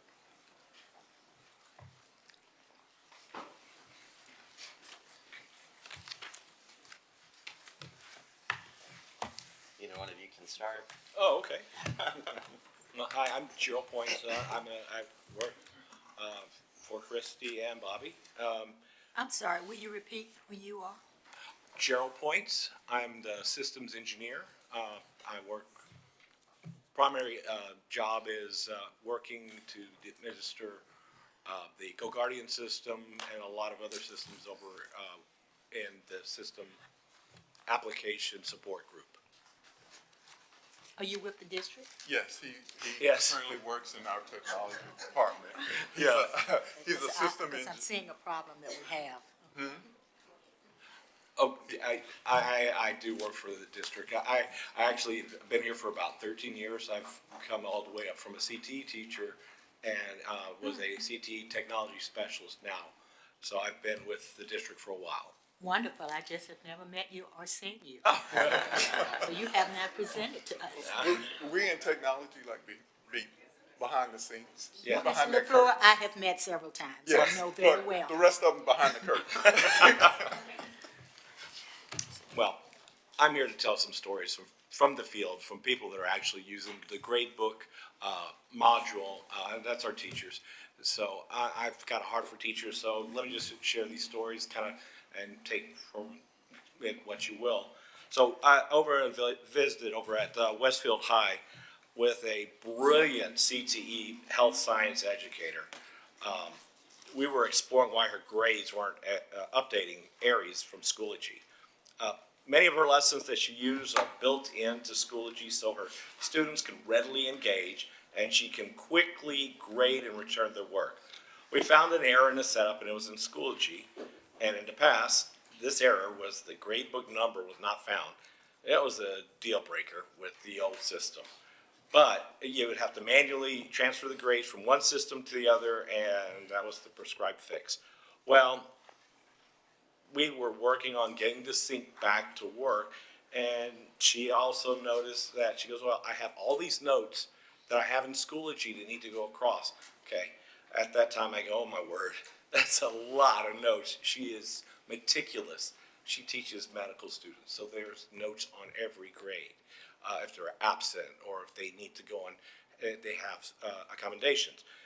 Those were going to have to come across as well. Well, while we're fixing things and getting all things put back together, I noticed on the Aries side, not only does Aries grade pass back bring the grades across, we were discovering that the notes, all the notes, were being taken to Aries as well. So she's not doing double work. Those notes are coming over and being documented. So all of this is coming across. So we discovered that the Aries gradebook pulled these notes over, as well as reporting missing assignments, showing tardies, absences, notifying all other grade-related issues, low grades, zeros, missing grades, over grades. It does some other things that make it to where the teacher has less work and more information. So we generally saw the depths of information that was captured in the Aries gradebook. One other teacher over at Bailey Middle School, I worked with her, and her marks were not showing up for the progress reports. We went through and saw some errors over on how the Aries side was not set up, and we went through it. I taught her some of the things that she could do to help her get that sync back going. I did it once, and then she did the rest of her classes, and her eyes, she was just so happy. I can't. Just this week, I had a teacher that said, you just made my spring break because of all those savings when they've learned how to use the gradebook properly. It's just a different way. It's not a hard way, it's just like we gotta learn it. Sure. Good evening. My name is Chase Giddings. I'm the band director at Decaney High School. First of all, let me echo Mr. Points. I've known him since I was a first-year teacher at Clawton. And so he's been in the district. And as I well. remember both of you. Absolutely. And so, Clawton. but what I can tell you is from a teacher's perspective, I will tell you that I do believe Aries is definitely an upgrade over East School, completely. So no longer do I have to go and ask the Sims clerk or an administrator to print me out a roster so I can manually check eligibility. I can do that by the click of a button with Access. So there are a lot of things that I'm learning and it is a process to learn the system. But I do believe the system is an upgrade over what we have had for sure. But most importantly, I'm always concerned about student success and how does it relate to students. And that's the point that I'm trying to make. Is as far as Aries is contributing to, for instance, master schedule, things like that. How do we use and how do we implement it to where we can maximize it? And that's the next point that I think we have to make, just from a student perspective. In my role as a band director, quite like an administrator to a certain extent, I deal with teachers, I deal with students, I deal with parents, I deal with community, I deal with all of them. And so we get feedback just like everybody else about eSchool. And anytime I meet a new parent, Aries, anytime I meet a new parent, the first thing that I'm assured to ask them is, if you need any help with anything, not that goes beyond the confines of a band hall, just please contact me, because I want to be able to help the student in the ways that they need to be helped. So as far as Aries is concerned, it's just creating that. I think it has a lot of tools in which to help with that. As Mr. Points pointed out, the grade book system was something that I had to learn. That was a very different process than eSchool, but I will tell you, I actually did learn more and more about the grade book in the training that we just did in January. That actually helped me a ton. Now, I am as young as I am. I am the oldest guy on my staff. And so I have, believe it or not, I have the Gen Z generation who is supporting me as associate and assistant directors, who can look at something like mine and go click, click, click, click, click, and there it is. And this is how you do it, and can almost self-teach that. And so as I get older, that's a little bit more of a process. But again, back to the students, that the Aries is less of my concern, but making sure that we get student success in the ways that we can. And try to, I look at this and I look at our community as a school board and district administrators and teachers and staff as unified. And sometimes we don't always have that. And so we have to figure out how we can reach that. And those are some of the discussions that I'm always having with my superiors and my principal and my finance director and our chief and our assistant superintendent. And so that is my experience from the field concerning Aries is concerned. So thank you. Appreciate it. That is all we have. Okay. So it's up to you guys now. So I see Trustee Adams and Newhouse. Yeah. Winfred and then Rhonda. Yeah, go ahead. Okay. Thank you for your presentation here. However, be transparent with you, I'm a little disappointed because I hear you say it's March and you're just working with the teacher learning how to use a grade book. I hear you talk about things that should have happened before school began. And looking at your timeline, we've had this since, look like 2022, 23. I missed a year in there, and I think I wrote my year down, from June 23 to July 19th, 2024. I missed support there. But what I didn't hear was we didn't have the opportunity to bring this system and pilot it for a whole year with just one school. And in piloting, you have that vendor here on staff or in the district with us to work those kinks out for a whole year. This happened to us when eSchool came in years ago. We had problems. And now I'm seeing this same history with Aries. Now, Aries may turn out to be a wonderful system here, but to have it now, your presentation now, this presentation should have happened over a year ago with us on Aries. And as I said, sounds like we still don't have a representative from Aries working with us on a daily, weekly, Maybe monthly he is, but not here in the district. And we still have a lot of problems with Aries. We do have Aries working with us on a daily basis. When we identify issues that is not contributed to processes and data, then we engage with Aries to help us through that process. In the initial process of going through figuring out what system we wanted, our timeline was to go live this particular school year. And so we had to, going through an RFP and so forth, we didn't have the time frame to not go live now. It was, this is the date that the district decided that they wanted to go live, so we had to adhere to that. Well, we approved it back in 2022, so I can understand why we wanted to go live now, because we've been dealing with it for 2 years here. Understand. So I still see that year where we had an opportunity to pilot it, and we didn't. And now we have problems that could have been worked out if we had piloted and had that. So my question, you said the gentleman is working with you daily, or the representative is working with. Is he in the district No, to he's walk not in on the your campus and talk with your teachers and you and everybody to see? No, we don't have anybody in the district working with us.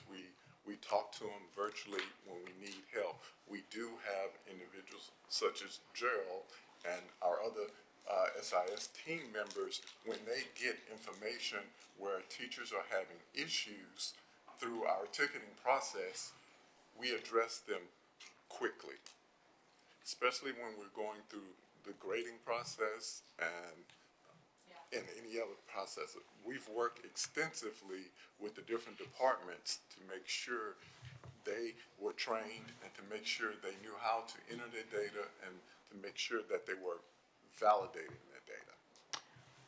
Thank you, I appreciate that, but I still say I'm disappointed when I hear it's March and a teacher is just learning how to use her grade book. And we're about to close school. I think, sort of in line with Trustee Newhouse, so Chief, we've had the conversation about the continuous improvement cycle. Absolutely. So I see that happening here. So I want you to know that I acknowledge the effort at utilizing the cycle. I guess I always have a concern about when we bring a vendor in or we bring in a program and it starts to feel like, and I had this concern with ABL, and I'm a supporter of ABL, but it starts to feel like it's happening for the very first time in spring, and they had no prior experience in integrating their system into a school district. And I looked up Aries while I was sitting here. They're in California. They've been around for a minute. They've been doing this work. Yeah. And so I would expect the vendor to anticipate some of those challenges and for that to be the starting point in our continuous improvement cycle. And I didn't know, Ms. Newhouse has been around long enough to remember, I guess, when Power School came in. But one of the things I want to encourage us to do is to archive this experience with doing this. So that, because there will be a time when this will be the dinosaur, and it'll be an AI something or other that we're trying to integrate into schools. And there's some lessons, like you said, that we learned from this experience. But I also think that we're doing new stuff all the time in spring, right? New curriculum, new transportation systems to keep track of where the kids are. And so all the lessons we learned from integrating this particular program has implications for anything else that we're doing. So that eventually we get pretty good at bringing a new program or new system into our school district, smoothly integrating. And there's always going to be some hiccups. There's always going to be somebody like me or Mr. Giddings who's an older person that's a slow adopter, right? I struggle with teams, right? And I got some Gen Z folks that work with me, and they're all whiz kids at teams. And I'm like, yeah, rather send an email than do it. Right. And so like as we have to integrate those systems, right, we just get better at doing that through utilizing the continuous improvement cycle like I see happening here. So thank you for you. Well, we definitely learned lessons, no doubt about it. And change management was one of the big ones. Absolutely. I would have loved to be able to do a year's pilot with a handful of campuses. That would have been a great opportunity to be able to do that. We do still have eSchool. And so if there are issues right now in the process where something were to break or some issue were to happen, we do still have eSchool. So in a way, there's a parallel because eSchool is still available to us to be able to go to. We didn't put eSchool kind of in the trash, if you will. And so we still have the ability to go back to eSchool. So in one way, this is also kind of that first learning year, but I appreciate your points. Okay, trustee Hodges, you got your question answered? Okay, trustee Correa? Just so I understand, what was the reason for it? I got the sense that the timeline had been sped up. Was it because of you said the RFP process, or? No. So what I think Bobby's really referring to is the position that we were already in with eSchool. It was growing more and more untenable for the school district. Waiting another year, again, may have been a better thing to do to wait another year. The other thing about doing a pilot and then waiting another year is that potentially we'll have increased cost in that process as well. Unfortunately, hopefully those, I think in the future we would consider that in the costs from a cost standpoint and be able to say it's worth it in that kind of way. And so, regarding the training, are we, because I know we're kind of limited, I think, in a lot of areas when it comes to manpower. And so, are there pre-recorded training sessions? There are. And so it sounds like it's just a matter of. Even prior to the live training, remember I mentioned in the timeline that the live training happened when the teachers came back from their break. But prior to that, we were already developing online training. So we have on our website lots and lots of online training for each different module that resides there the whole time. So if there's a new person that comes in, and some of the teachers may be new that are just learning their grade books, all of the teachers should have had their grade book down pat by the time we had our first progress reports and our first report cards. They were all able to do that. And so I don't remember any of the teachers that weren't able to get their progress reports or their grade books in at the beginning. And so eventually they were able to get there. So, but yes, we do have online modules, videos taped that are online that are available for. So it's just a matter of communicating that. Yeah. And just reminding people that training is available. Yeah, You just gotta keep doing we it. do that often. And as we go further along into this, we're 8 months into it now, but as we go further along into the go live, we're finding that more and more users they're getting up to speed and getting more used to the change. Last question. You mentioned, I'm trying to find it, about fully integrating Aries into other systems. Right. Have we identified where we're short yet, or I guess other areas where we need to integrate, or is it just kind of a want to, not a need to?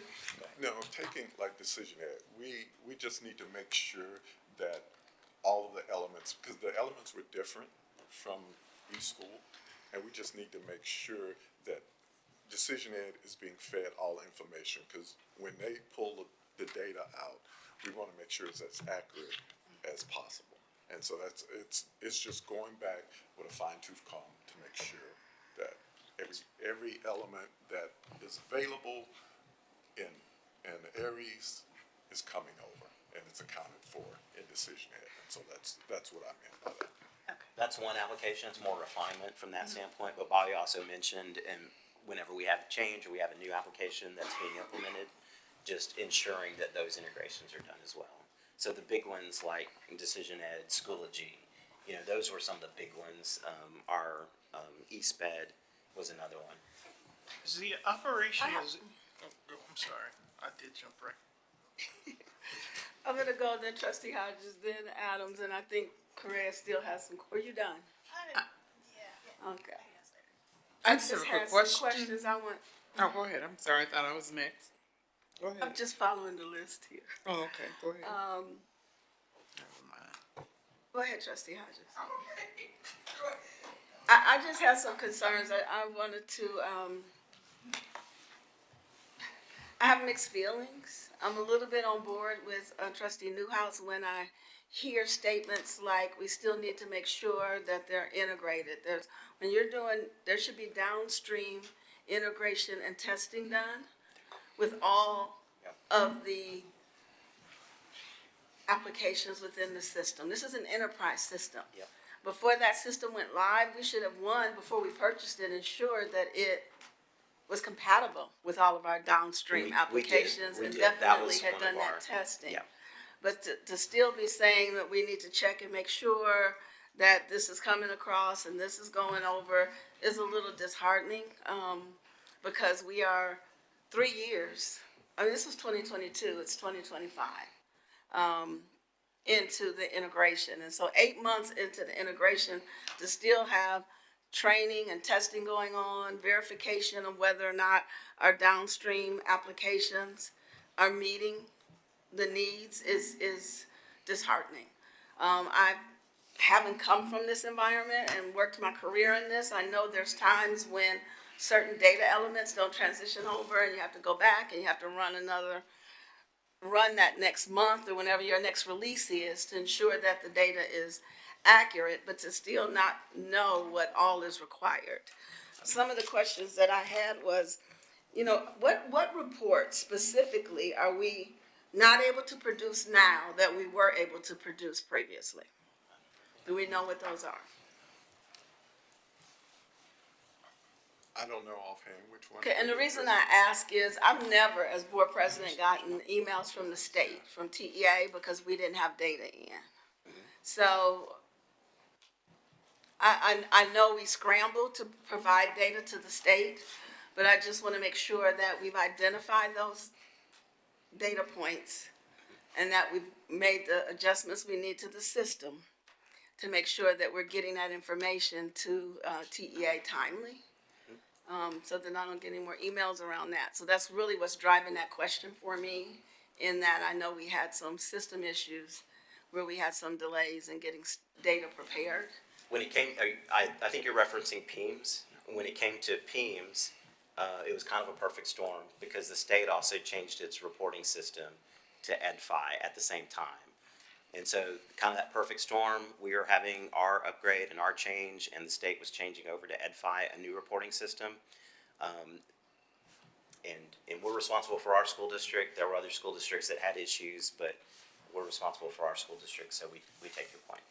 I just like to see where there are gaps, where there are data reporting gaps in our current system that we didn't have before, and what's our plan around those gaps? I don't think that I am aware of current data performance gaps during the implementation.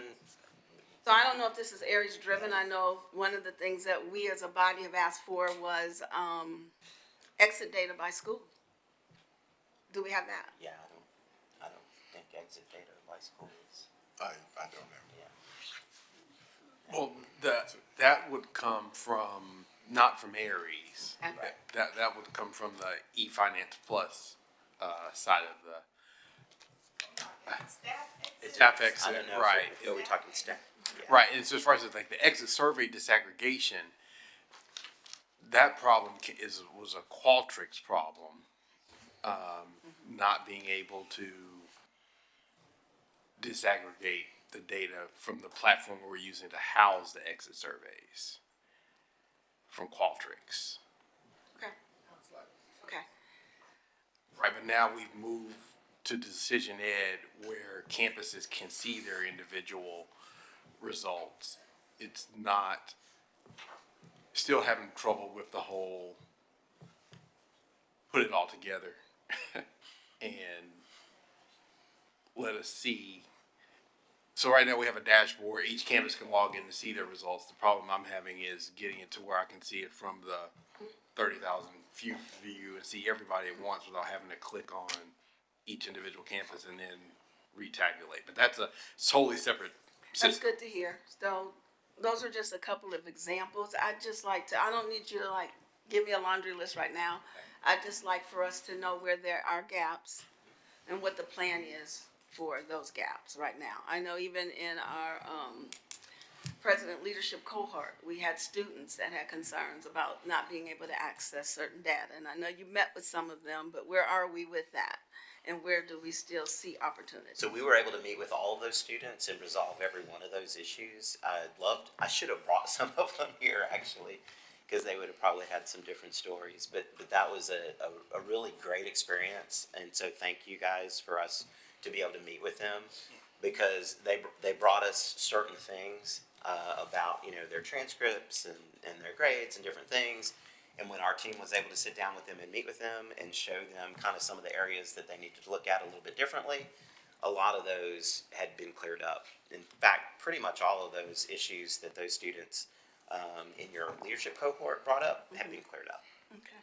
Yep. And so And way back, I just want to say too, they have been cleared up. So back when we first met with them, pretty shortly after your initial meeting with them, Dr. Hinojosa reached out and we were able to bring the team out and meet with them individually. Even got invited back to One Chi the next day to come celebrate with them. Okay, that's good to hear. So, I know earlier in an earlier presentation, they mentioned that they're receiving reporting where they need to go in and make those changes and updates. Yep. And those are data entry. So if anybody has, and anyone else could chime in as well, there are opportunities to data enter and maybe enter something a wrong way or a different way. That's in every system, including eSchool. But the great thing here is that we have reports coming from DMC that lets them know, and the system kind of tracks and knows when there's a mistake that's been made. And so those are being cleared up as we go, instead of being able to fester in the system and remain in the system long term. So that's actually ends up being a benefit. Are we using those for the opportunity for additional training? Yeah, so we've got the ongoing training. So we had, I think, we gave you some of the numbers on pre-implementation training and post-implementation training. So we have ongoing opportunities for training. Gerald was pointing out some one-on-ones that he does, but we also have opportunities for additional, large group training, like we did the one that we mentioned that we did in January, was more of a refresher and to get people to go even deeper, because it was their first view, like in August. And so now that they've played with the system a little bit, they've been in it, they have more questions that they didn't have, initially. And so being able to come back in January was another opportunity to say, let's take you a little bit deeper, let's answer some of your questions. But the answer to your question is yes, if we see big issues that are festering, that are systemic, we'll definitely have additional training for those individual issues. Yeah, because when you have gap reporting, you may see Yep. it frequently occurring at this specific campus or this 100%. specific Yep. department. And are we We have a using tracking system for the issues that come in. We have several different ways that the issues come in. One is through the help desk, and the help desk uses ServiceNow to be able to track all the issues that come in. And so we're frequently looking at those to look for, like you said, systemic issues. If something keeps coming up frequently, we're able to see those and react to them. And also, as I stated earlier, that we added some questions to a survey that was put out about Aries, but it was about all of our other systems, and we added questions about Aries. And in one of those questions, we asked specifically for the school. So if they have some gaps, we can identify the school. It could be anonymous, or they could put their names, so we could identify individuals that were having issues. But if they chose not to add their names, we could focus on the school, and Jill and the SIS team could go out and address those concerns. That's part of what Bobby just talked about, is a recent survey that just went out. And that goes back to continuous improvement. That's, okay, we know there are more things that we can look at. And so this is actually going out to the campuses and saying what other issues you may have, instead of just waiting for them to contact us when they run into a problem. Yeah. Trustee Hodges? Oh, just a quick question, and I don't know, you may, if you can maybe provide a report about this. I'm curious to know how Aries is assisting with the student transcripts, and are we sure our scholars are gonna be okay when it's time? Well, this would be the time of the year that they're applying for scholarships and things like that. Just wanna make sure that the system is in place and working, and those students are able to get the accurate GPAs for scholarships. Yes, my SIS team and the guidance and counseling team work constantly on transcripts, and if there's any anomalies that we can't resolve, we engage with Aries. But I know there's new state requirements for the transcripts, and Aries is responsible for updating the system, and so they're in the process of doing that. We can give you a report, an update on that. Yeah. Trustee Adams?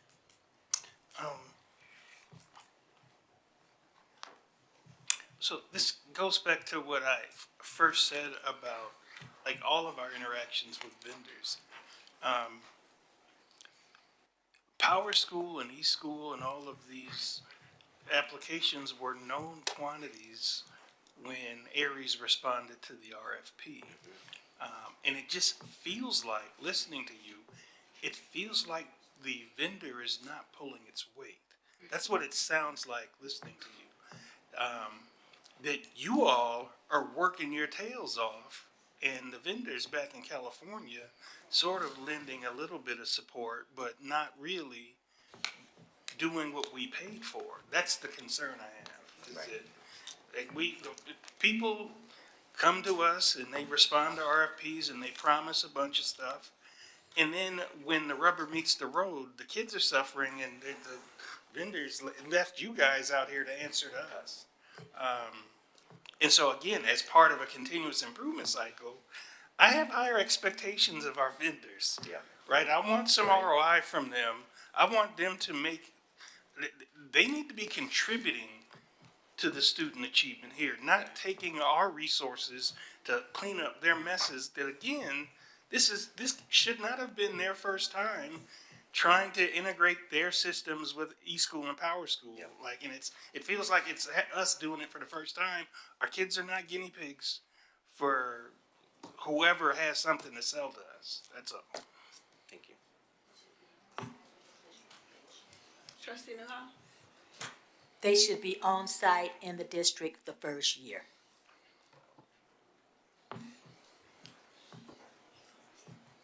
Any other questions? Thank you. Thank you, everyone. Thank you.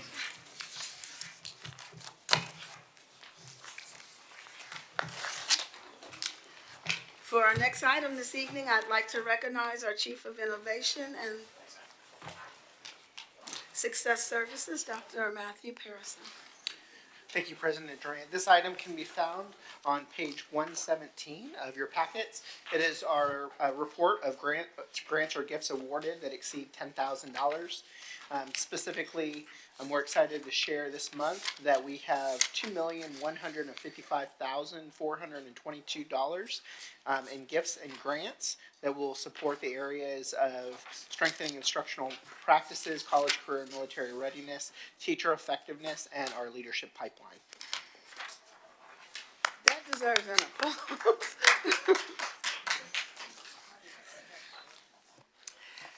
I just want to thank Planet Ford.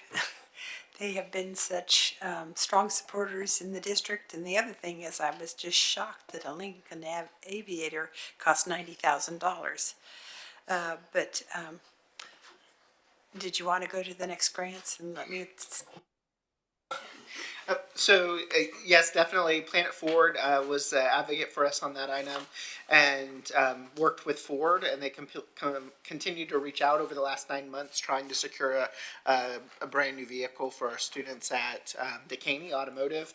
The sticker price on the vehicle is a little over $80,000. In addition to that, Planet Ford is going to be wrapping it with Spring ISD branding as well as Planet Ford, and then they've also offered to provide towing services. Since the vehicle cannot be driven on public roads, they still wanted to make sure that it's front and center whenever our CTE team does their career experiences. I know Miss Cynthia Williams is here. She had come out to see the vehicle last week, and you see the pictures of it in your packet. So they've done a lot to make sure, and it's a brand new, fully decked out model. So very impressive. The other item was a grant from the Dell Foundation to support CTE. and really look at our pathways and opportunities to increase college, career, military readiness. And then the last one was from the Department of Education for our Grow Our Own program that Human Resource Services was able to secure.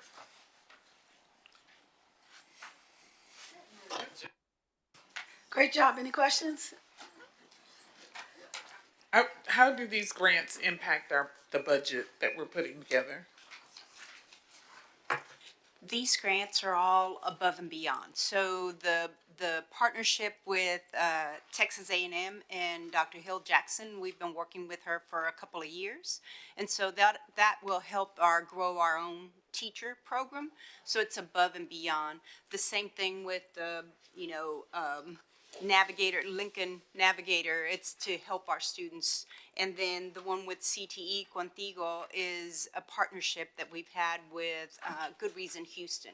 So these are grants that are above and beyond. They're not included with the budget, but they help us accomplish what we need to accomplish, our goals. Mm-hmm. Our MNO daily operations, this doesn't impact that from a budget perspective.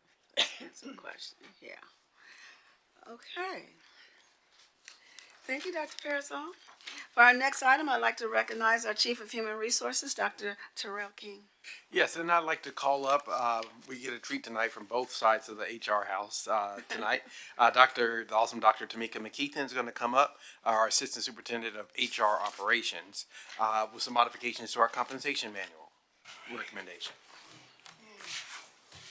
So, good evening, President Durant, Dr. Hinojosa, Board of Trustees. I won't be before you too long.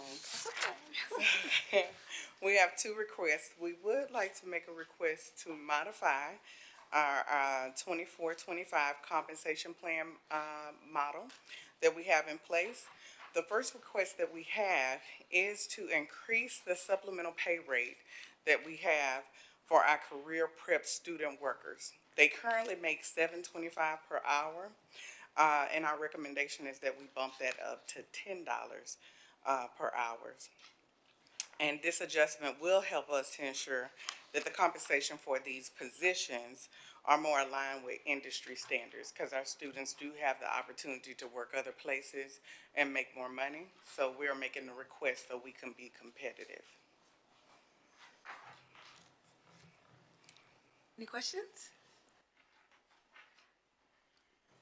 Long-term costs? Because I see a projected one-time expense, but For the the career prep, these funds are already budgeted in department expenses. So these are the departments who hire. For example, there's one working in communications. We have several working in technology. We're doing bench repair with computers. So the departments, the catering, it's already budgeted. It's already budgeted, and so it will come. It's no additional funds. It's just going to use their funds that's already budgeted. What is the I don't know why I can't think of it. Minimum wage. What is the minimum wage? I was just curious. $7.25. It's the $7.25. So they currently make minimum wage. Okay, that's what you said. Okay, I missed that. Okay.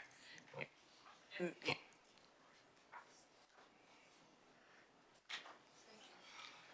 And we want to be competitive and fair to our students, and we don't want to lose them. They can go make almost twice that at McDonald's, right? We want to keep them here where they can stay in an educational environment, receive those opportunities at something comparable that won't break our budget. Because I'm sure that Ms. Westbrooks would not have allowed them to bring it if it would, if it had been an issue. Would also expect this to keep them on their pathway for CCMR purposes, right? Like we have a kid that, isn't doing the bench job that will take them towards their IBC because they can get paid more to work at a car wash or whatever. That pulls them from their pathway, so. Absolutely correct. We want to keep them on the pathway. We want to keep them in the district to where they see that we support them as well, because some of our kids, we know the reality of our community. Some of them have a financial need to where they need to maximize as much as they can per hour in their earnings, and we just want to make sure we're competitive with the other places that are trying to recruit them. So how did we come up with $10. Oh, from a budget standpoint, that's what we can do.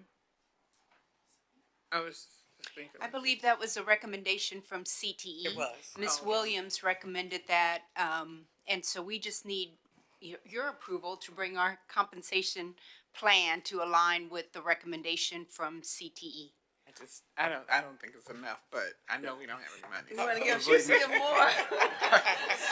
Ms. Williams was struggling to get students for it at that rate, and so she proposed this rate. Well, because I Googled like Starbucks in Houston, they make from like $12 to $15. You know, but I understand. I know. Quit looking at me like that.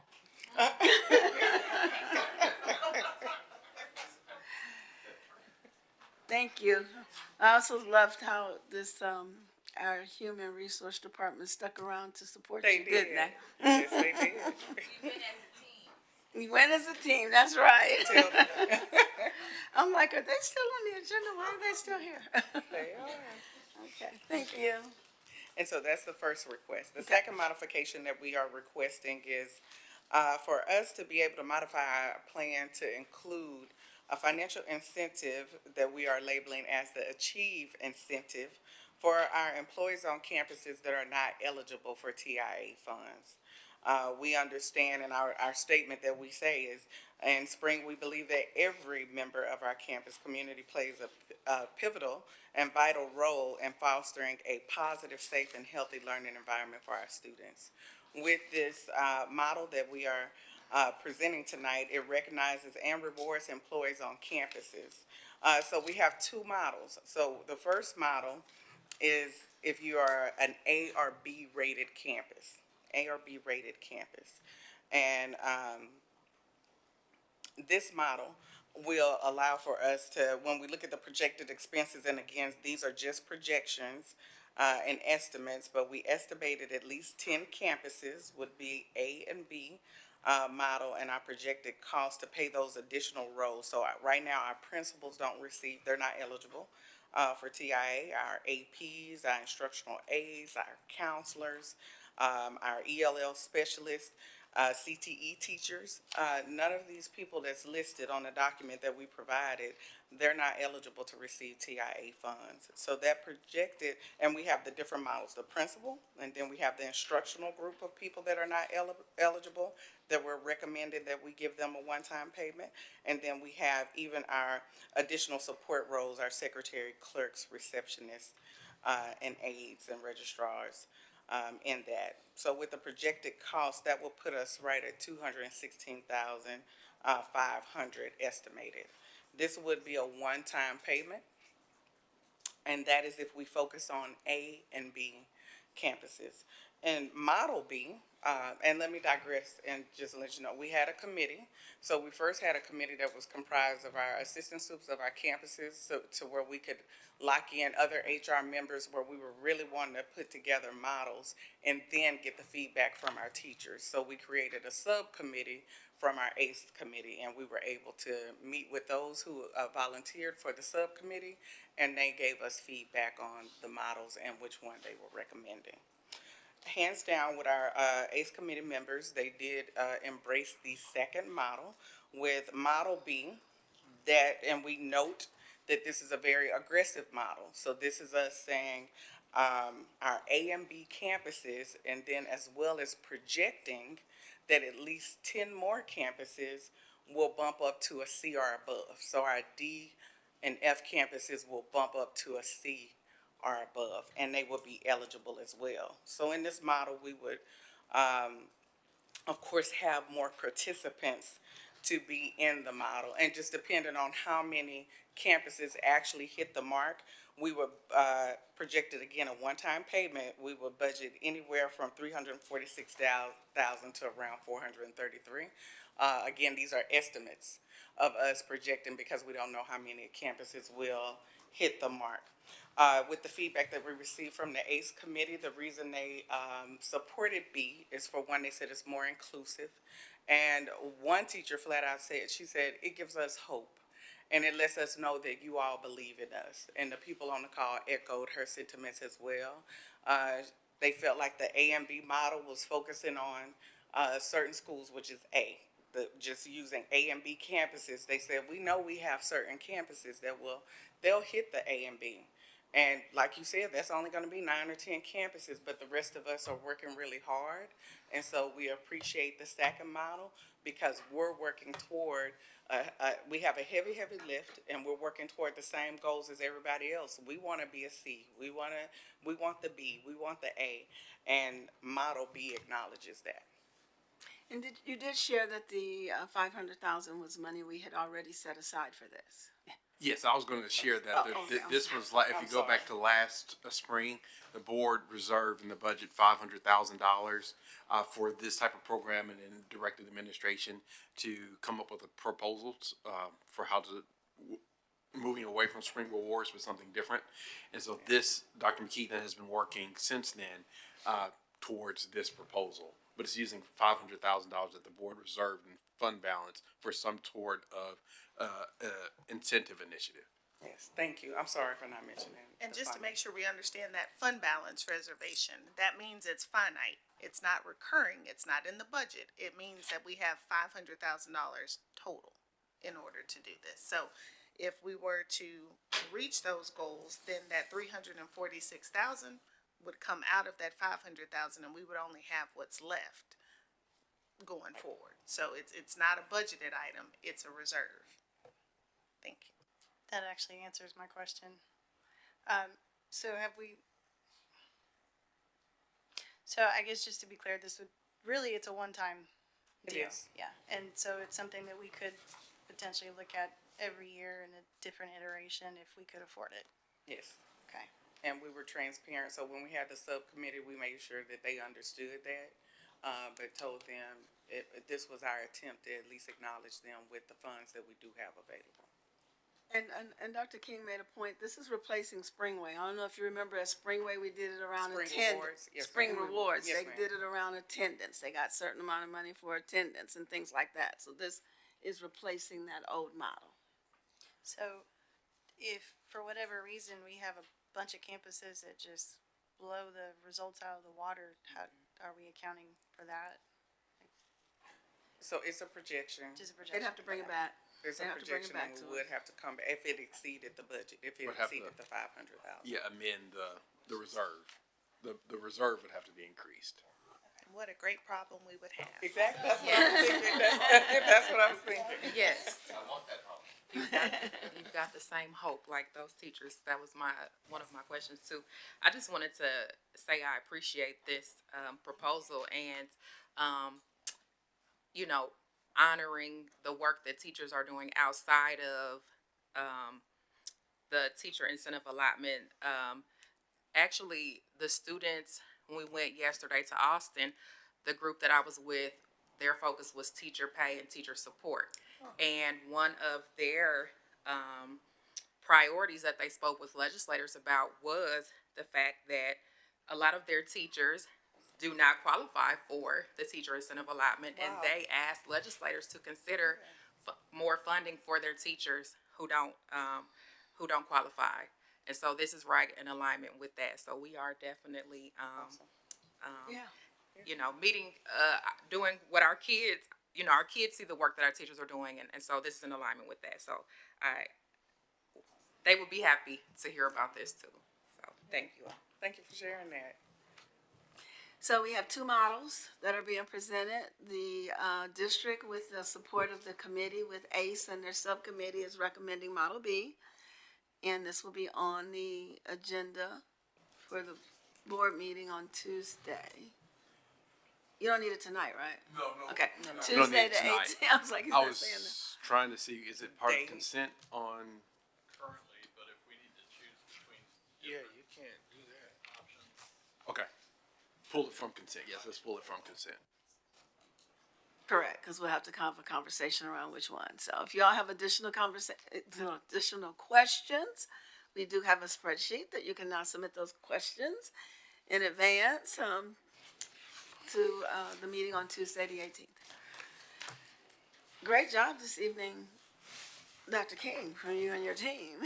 Thank you. All the I way want to thank around. Dr. McKeithen because Thank she's you all. We ever appreciate since you reserved this, she's been working on this project. So thank you so much. Thank you. All right. For our next item, I'd like to recognize our Chief Financial Officer, Ann Westbrooks. Thank you, President Durant. And for the financial services items, we begin on page 139. And for our first item, which is related to a modified schedule for state assessment testing waiver, I'd like to call up Dr. Julie Guillory, our Assistant Superintendent of Non-Instructional Data Quality. Thank you, Mike. Good evening to President Durant and our super proud superintendent, our wonderful board. We bring to you tonight a request for your approval of the modified state assessment waiver. This will allow us to maintain a solid, preserved, outstanding testing environment and allow our students to come in who don't have to test. They would come in much later. So as long as they meet the 2 to 4 hour requirement, they can come around 10:30 a.m. and therefore all of our testers would have a solid environment to test in. And so we would have the noisy students arrive much later because they don't have to test, and we can continue with our regular instructional day. And so therefore we're seeking your approval of this waiver, and we will allow the Department of School Leadership to maintain the schedule of what time they would arrive and communicate that to the students and to our parents and our constituents. That's it. Any questions for Dr. Guillory? No. Now, it means that the students will be arriving at school at different times. Yes, ma'am. So Those who is don't have to there test. busing problems, or is that a? Typically, no. We work that out with the transportation. It's very scheduled. And so those students who drive would drive in at around 10:30, start their instructional day because they don't have to test on that day. Sounds good. Thank you. Thank you. All right. Thank you. Thank you. Thank you, Dr. Ms. Guillory. Westbrooks, you can continue. Yes, ma'am. On page 141 of your binders is our audit engagement report for the 2024-2025 fiscal year audit for the year ended June 30th, 2025. And so this is the engagement letter with our external CPA firm, Whitley Penn, which is a recurring item, and then we would go for a request for qualifications for the next audit cycle.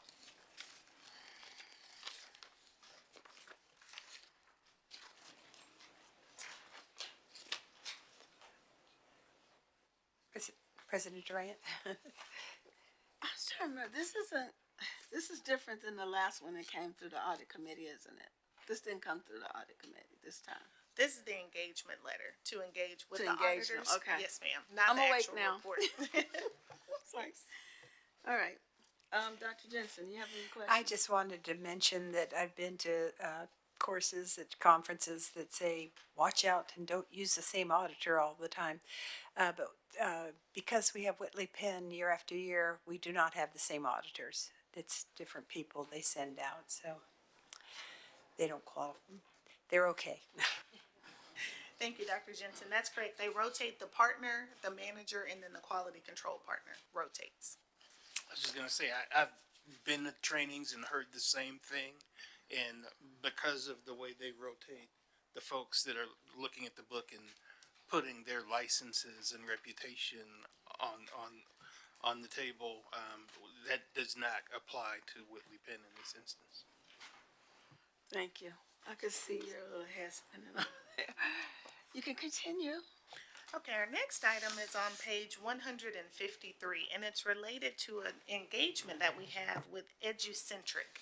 And so EduCentric is a company that the district had engaged with to provide some additional work and working alongside our leadership at 3 of our campuses who've had some performance challenges, and specifically that's Sawyers Elementary, Bailey Middle School, and Decaney High School. In November of 2024, the board approved for the district to join the Region 2 Co-op. And through this Region 2 Co-op, we were able to engage with EduCentric. And we did. Based on the approval that we received in November, the engagement took place shortly thereafter, or the contract was signed shortly thereafter. However, since this contract was signed, we have had come to our attention that we had a current Spring ISD employee that's actually works with EduCentric. And so the employee was not involved in the vendor selection process.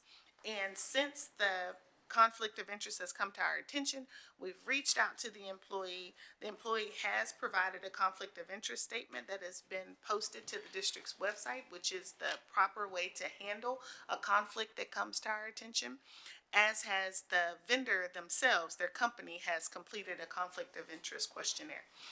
In full transparency, we want to make sure that, number one, the board is aware of this conflict of interest, and we want to make sure that you are approving this engagement with that full disclosure of the conflict. So again, we feel as though we've done our due diligence, we've identified the conflict, we have posted it on the district's website, but we just want to make sure that the board is fully aware of it and that you all approve for us to move forward with this engagement, given that information.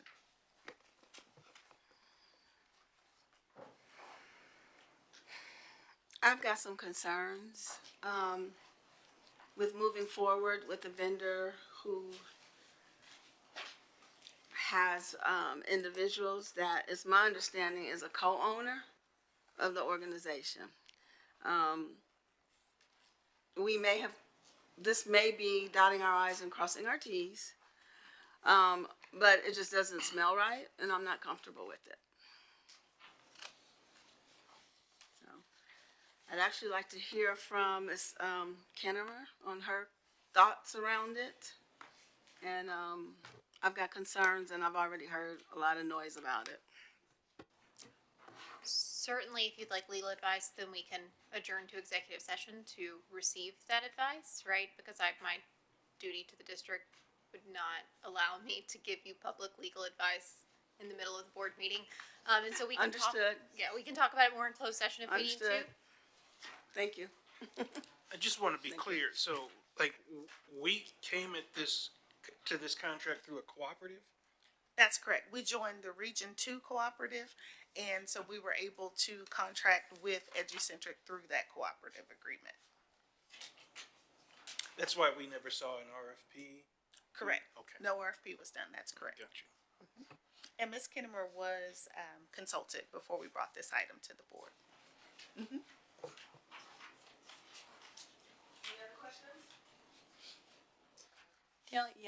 I'll wait for the rest of the discussion, but I noticed on page 156, it says R1 partner.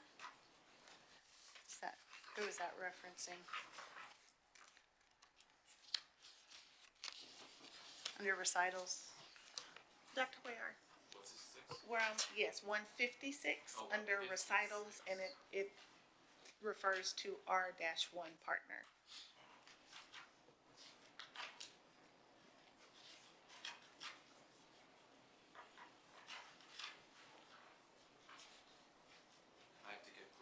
I'll need to go ahead and get clarification of what is Trustee Correa, and I can get back to you.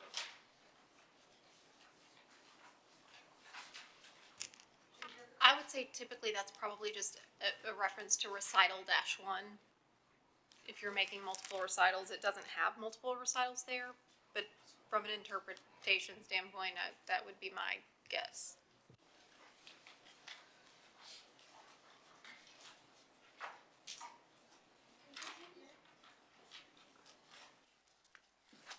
But I do want to make sure this item is not on consent for Tuesday.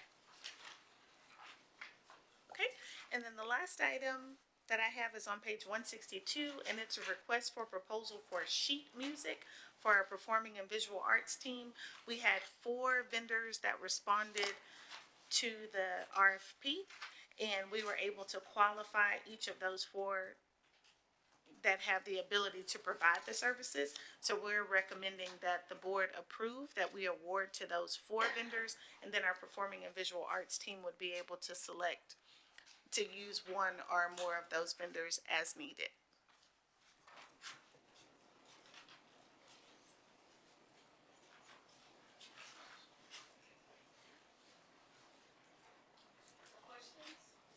Thank you, Ms. Westbrooks.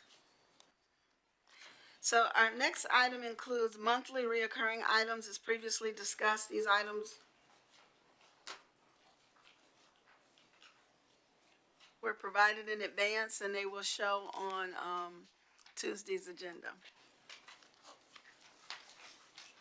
The board will now recess this open session and convene in a closed meeting in accordance with Texas Open Meetings Act, Section 551.071, 551.072, 551.074, and 551.076. No voting will take place in the closed meeting. Any action the board wishes to take as a result of the discussion in the closed meeting will take place after the board reconvenes in open session. The time is now 10:20 p.m.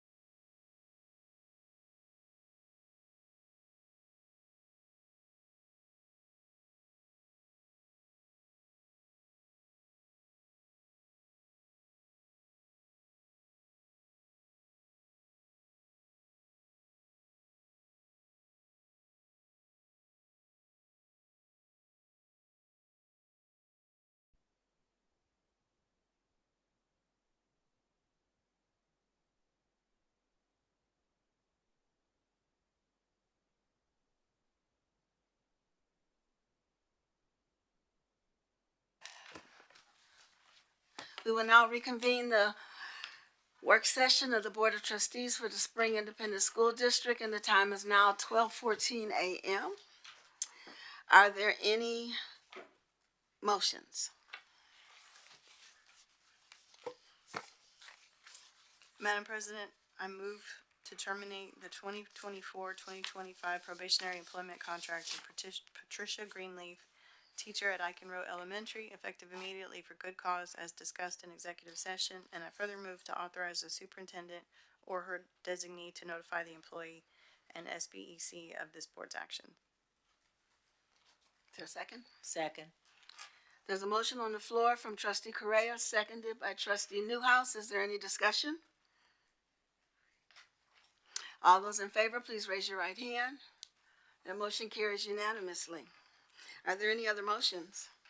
Madam President, I move that this board approve the superintendent's recommendation to authorize and issue a school district teaching permit to the following individuals in the designated non-core academic CTE course: Justin Shepard, Media Technology, and Charles Parker Jr., Media Technology. Second. It's a motion on the floor from trustee Newhouse and seconded by trustee Adams. Is there any discussion? Hearing none, I'll call for the vote. All those in favor, please raise your right hand. That motion carries unanimously. Are there any other motions?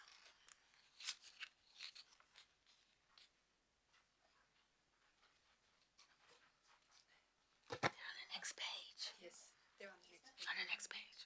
I move that the district enter into agreement granting Blue Slate Developments a 14-foot field transition easement on the Bailey Middle School property, and further move to authorize the superintendent and or her designee to negotiate and execute said agreement. Second. It's a motion on the floor from trustee Correa and seconded by trustee Newhouse. Is there any discussion?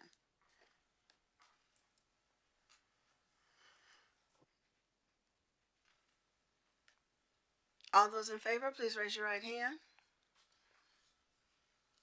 Those opposed? That motion is 5-1, but it carries. Are there any other motions? Madam President, I move that the board authorize the superintendent and or her designee to take all action necessary to negotiate and execute an offer for the purchase of real property, including but not limited to negotiation and execution of related contracts for professional services as discussed in closed session.